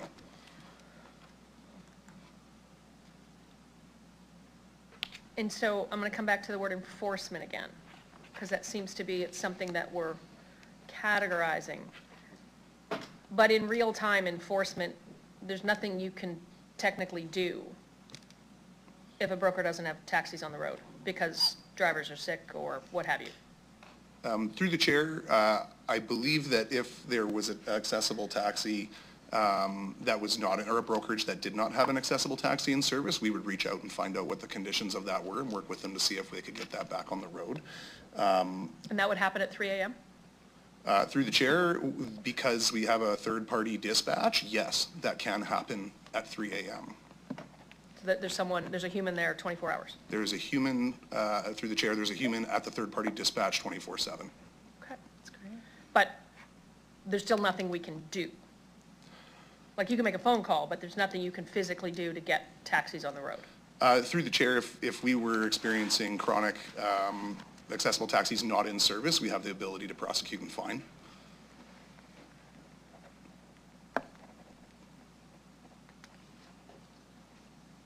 Through the chair, would you like to hear more from our city solicitor on that? Sure. Ms. Williams? Ms. Williams, go ahead. Thank you. Through the chair, according to the bylaw that we currently have enforced right now, section 32 of that bylaw indicates that if a person contravenes any section of the bylaw, which would be if the amendments were made, if they did not have the required number of accessible taxis on the road, it was becoming an issue. If there was a desire to prosecute under that, the corporation could be fined a fine of up to $5,000. Perfect. Okay, thank you very much for that. Right now, section 32, if any person contravenes the current bylaw, and what does the current bylaw say? Under the current bylaw right now, a broker is required to have one accessible taxi available, and if not available, they are required to reach out to another broker to provide that service. The issue, as Mr. DeWall has indicated, is that we don't have that data coming to us in real time, so there's no way to really actually enforce that provision of the current bylaw as it stands right now. I think that's one of the issues that they're trying to rectify with the report that's before you. Okay, I appreciate that. Can we enforce a bylaw based upon complaint of a rider? It would be investigated through an investigation process. Any prosecution requires evidence, so there would have to be evidence of that that could be provided to a court in order for it to be successfully prosecuted. Excellent. Right. So in with the lack of evidence, which is, they said sort of piece, that makes it more difficult? I'm sorry, the lack Someone of... has record of a call and a booking, and then a taxi doesn't show up, is that evidence? If there's if we had the data in real time, right now we're not getting any data about, unavailable taxis, or we're not getting that data provided, so we don't have that evidence. We just would have the evidence of an individual who calls and says, I didn't get service. That individual could be called to give evidence in court. So they could be a witness and they could be providing that evidence, firsthand evidence in a court. So, that could potentially happen if that person was subpoenaed to give evidence. So if I understand you correctly, if we change this, point number D, taxi cab brokers must have a minimum of 2 active accessible taxi cab licenses affiliated with their brokerage, and a minimum of 1 taxi cab must be in service at all times. We could essentially, under point number D, number 1, mandate them to have these things, and number 2, sue them with a potential fine up to $5,000? We could prosecute them with a potential fine of up to $5,000 if they don't comply with that bylaw. I imagine a prosecution is always going to be the very last step that a city would take, obviously. I appreciate that. Mr. DeWall, have you been able to get the breakdown on the $175,000 program costs? Through the chair, I do have a little bit of data on that Please. here. Thank you. So in option 1, I'm just trying to open my, there we go. Would be $150,000 would be used for incentives, and $25,000 would be used for a half FTE. And the half to FTE would be to administer them?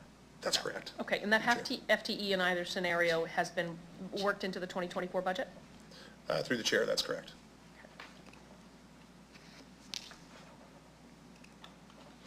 Let me have another question. Thank you. Thank you, Mayor Masters. Councillor Hawkins. Thank you, Chair. I want to begin by saying how much I appreciate the delegation from Co-op. I think that their efforts are model efforts, and I think we should have worked with them using their example with other brokers. I think that the current model is both fair to the other brokers like Co-op, and can be made to be fair to other brokers. And I think that it also does provide quality of service. It is true that you can always say, well, let's ignore the numbers. But the numbers we have here indicate that by and large, people who need accessible taxis can get them. And where the service isn't good, we can work with the current brokers to make it better. In other words, rather than change the whole system, the answer, if the service is not up to par, is training. And training would apply in any one of the 3 models and can be overseen and can be effective. So I think we have a model here that is fair, that is equitable. It's not perfect, but no model is going to be perfect. And the current model can be made very good, even better, because we can do a better job of collecting data. We may not get data that's minutely perfect, but we can get better data than we're getting now, and we can work with that. And I think that through training, we can improve the quality of service. So rather than embark on a whole new undertaking with a centralized dispatch system, which is going to have cost, which is going to be disruptive to the industry, which may result in fewer brokerages rather than more, I think rather than go down that route, as suggested by the Co-op delegation, let's try the existing model with some reasonable, doable changes. Let's look at that after a year in which we've got better data, and if it works, terrific. If it doesn't work, then we have to look at something else. But I think we're going to a radical solution here. All that is required is to take an existing solution, which we know can be that is good and can be made a little better and work with that. So I support option one, which incorporates that philosophy as opposed to the more radical, heavy interventionist enforcement approach that has been suggested surround option two. Thank you, Councillor Hawkins. I would like to speak against this.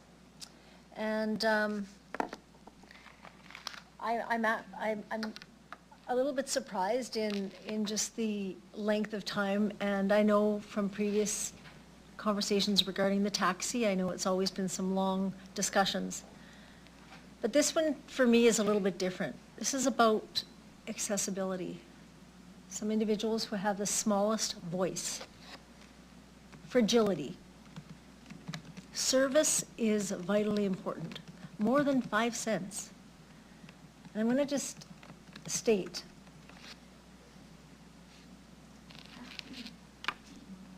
when we talk about the central dispatch, we've been talking about this for years. We've tried to band-aid it for so long now. It's actually time for the taxi industry to buy into what has to change here.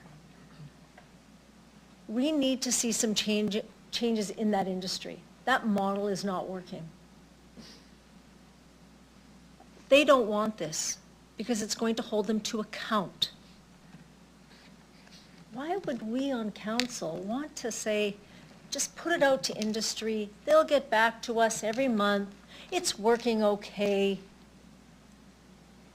But our staff has done the work, they've gone out, they've talked to the accessibility community, and they've said, we cannot get a taxi. We heard from Mr. McKenzie. I think it was Mr. McKenzie, he said he couldn't get a ride home from the airport. He had to get some workers from the airport in the middle of the night in the back of the truck to put his vehicle to get home because he could not get a taxi. I'm not supporting option one. Option two is the right one. And administration has done their work. They talk about the service. And I'm vibrating right now because I think there's times that I get we have to be very careful with our dollars, 100%. But this one is a little bit different for me because we see individuals who are in wheelchairs. They could be on many medications. How they're assisted into those taxis is critical. They need the training. And you're talking and you're hearing and you've heard from people with lived experience. So I will not be supporting this. And I guess, Councillor Mancinelli, you can close debate. Thank you, and I appreciate the opinions. And first, I'd like to answer Councillor Stevens' question. The 5 cents isn't from taxpayers, it's from users. And looking through the report and listening to the information presented to us today, it's become really evident that within the next number of months to come, there's one provider. And we can pay some third party somewhere else, $100,000 a year, to call them so they can call co-op taxis, and co-op taxis can go out and pick up the resident in need. Or we can first reinstate all the licenses while co-op taxi continues to pick up those people. We can see how our industry in the city recovers. And with the changes that come, no matter which option we pick, the level of care, the understanding of the equipment, the understanding of the need, that training is on all 3 options. All I'm saying is to pay 6 figures out to a third-party company for a software solution when there's only one provider and we have to get up and go with licenses and everything else going, we don't have to rush to do that. We can make all the other changes that have all those careful impacts, and we can come back to this decision in 6 months and see if we really need that option or not. Paying attention to what Co-op Taxi had to say today, they have many technological solutions that they didn't have 4 years ago that they've implemented now. Administration hasn't really gone down that path by the answering of their questions and see which ones they can implement from within here already. There's other companies coming to town that also will have solutions. I'm just saying, we can't even act on this right now with the way things have been, with the way the licenses have been held back. Why do we rush to pay that out when we can't even act on it quite yet? To put option one on the table, like I said, it brings about a lot of the service level needs that are needed that we've heard from the Accessibility Committee. It doesn't have to stop there. It can bump to the next level, but why not answer it in 2 stages and see how it delves out? That's why I put option 1 on the table. It's not taxpayers paying for it, it's people using the service paying for it. And from what I heard, there's not a lot of money to scrub around. I'm just being attentive to what I paid attention to and listened in this meeting today. Thank you. Thank you, Councillor Mancinelli. I'll ask the clerk to take the, on the amendment, yeah. To move to option 1. Yeah. It's on page 5, I think.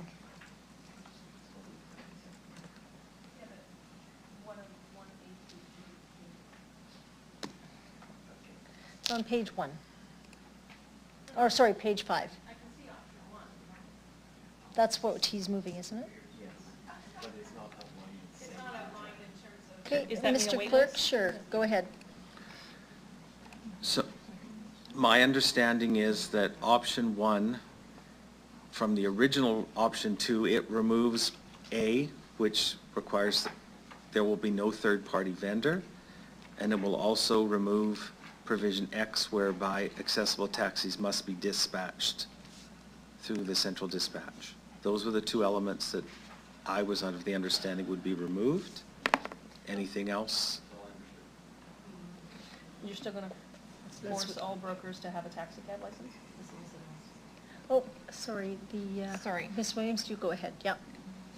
Option 1 would also change B to be 10 cents 10 rather than the cents. 15, Yes. as well as option C to be 10 cents rather than the 15. Right.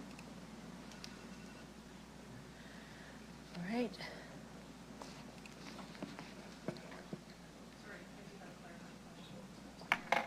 Okay, go ahead, clarifying question, go for it. But option 1 still mandates that brokers must have 2 active accessible licenses as well as a taxi cab in service at all times. I understood that Mr. had said yes, but please clarify, Mr. DeWalt?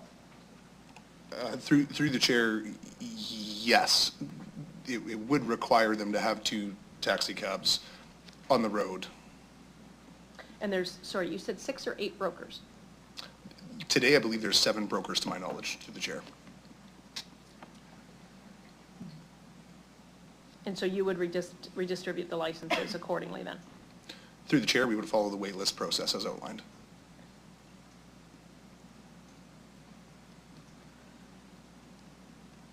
Okay, There's 18 licenses available, and one of the organizations has 6 of them, or 7? 6. Six. Co-op has 6? So 6 more, there's 2 times, yeah, okay.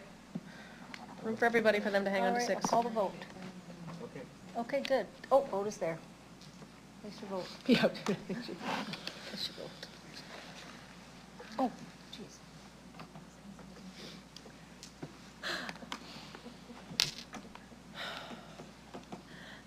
You can see right away.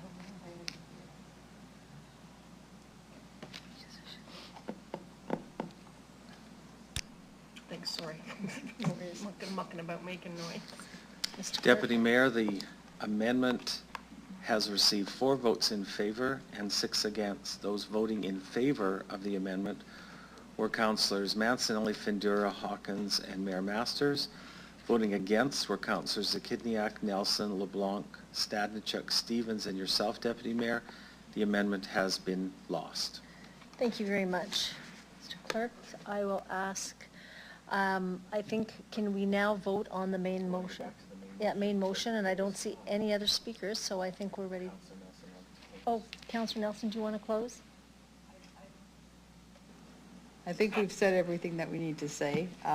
Love your rendition of this is good, this is not good. This is a small price to pay for people to have accessibility within our city, and I thank the staff. Actually, I'd just like to ask staff, how long have you been working on this for, through the chair? Sorry, through the chair, I joined this branch 6 months ago, so for me it's 6 months, but this has been about a 24-month process for us. Right, so I'm just gonna really take you guys at words for advice here. You've been working on it for 2 years. We've only been looking at this for a little while. I appreciate all the work that you've done. I really, people don't know what it's like. I remember being with my daughter and you can't get an accessible taxi. there's nothing we can do. We can't walk like all you able-bodied people can. We don't have an option. We're sitting ducks and we're waiting there until we can get something. So I'm happy, and you know, we don't have a crystal ball to say this is gonna work, but it's another option. We'll try it, and in a year, if it doesn't work, we'll come up with something else. But I'm happy, and thank you guys very much. This has been a really long day, and yeah, it's been good. Thank you very much. I'm good. Thank you very much, Councillor Nelson. We'll call. Okay, right, so we are going to, I guess, is that, we're going to do separate votes from A to G. So, here we go, let's go. Oh, just a minute here. So, all right. Do we want them all individual?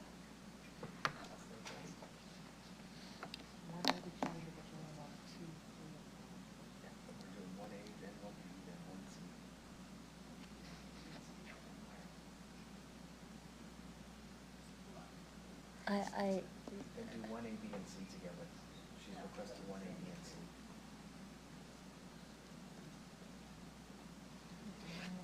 And then, is there any others, Mayor Masters, that you see that can go together, or if not, we can do them individually? Or,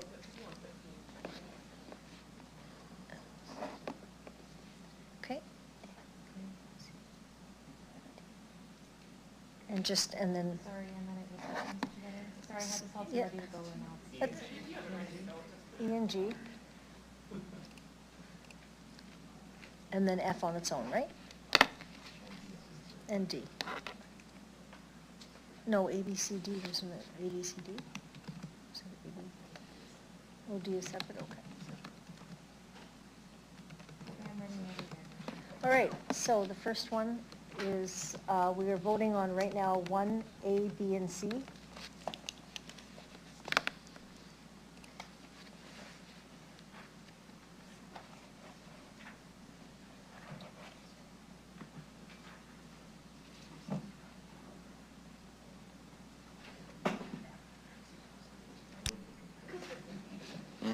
Bouncing around as it relates to recommendations. Deputy Mayor, the first vote on items A, B, and C has received 7 votes in favor, 3 against. Those voting in favor were Councillors Zakidniak, Nelson, LeBlanc, Stadnichuk, Mancinelli, Stevens, and yourself. Deputy Mayor, voting against were Councillors Hawkins, Findura, and Mayor Masters.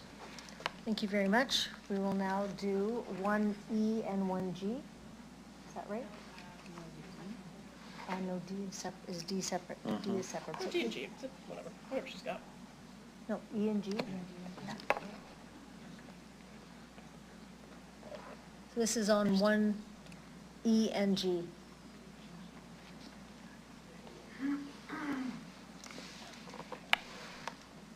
What are we doing, E? And G. E, G. Yeah. E and G.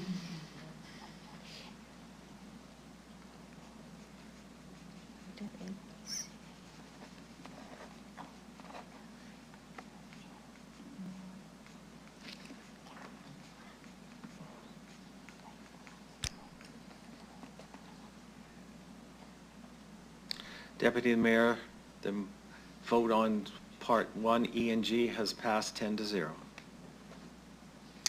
Okay. And we will do D, do you want, can we do D and F together, or just D? Just D. Yeah, we We'll probably just could have do done D. F with A, B, and C, but it's Okay, just okay. We'll just do D. out of line in terms of 1D. the recommendations.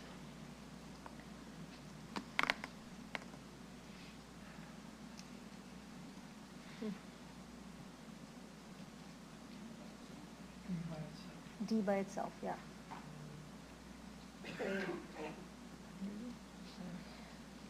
Yeah, sorry, Lori. Yeah, no worries. F could have gone with A, B, C. Yeah, that's okay. Deputy Mayor, the vote on 1D is carried in a vote of 8-2. Those voting in favor were Councillors Zakidniak, Nelson, LeBlanc, Stadnichuk, Stevens, Findura, Mayor Masters, and yourself. Voting against were Councillors Hawkins and Mancinelli. Okay, and F. Should have been with one ABC, sorry.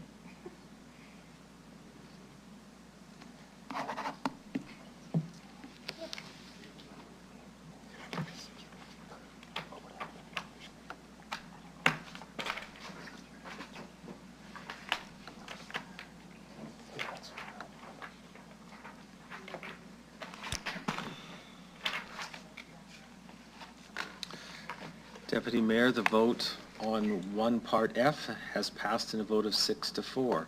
Those voting in favor were Councillors Sakidniak, Nelson, LeBlanc, Standichuk, Stevens, and yourself, Deputy Mayor, and voting against were Councillors Hawkins, Mancinelli, Findura, and Mayor Masters. Thank you very much for that. I do want to say again, thank you to... You have to vote on the remainder now. Oh. All right, we will vote on the remainder of... Yeah, and that's right, and that would be, so it's 2, 3, and 4, and then including the friendly amendment that we would have a yearly report. Okay?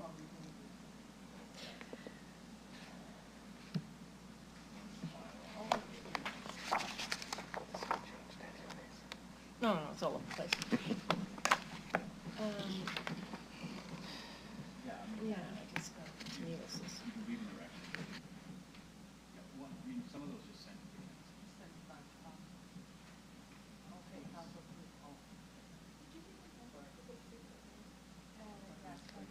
It's a friendly. Amber just mentioned it. I just said it. I just added it. Okay. Deputy Mayor, the main motion as amended has passed in a vote of 8-2. Those voting in favor, Councillors Zakidniak, Nelson, LeBlanc, Stadnichuk, Mancinelli, Stevens, Findura, and yourself, Deputy Mayor. Voting against were Councillors Hawkins and Mayor Masters. Thank you very much. Again, I just want to say thank you to the staff on that report. Lots of work for the last couple of years, so thank you very much. I'll ask if I can have someone move a motion for private session. Anybody? Thank you. Councillor LeBlanc, call the question. Anyone opposed? Oh, you're opposed? Councillor Hawkins opposed. Anyone else opposed? All right, that's carried. So about 10 minutes, so I don't know, 2:12. We'll be back.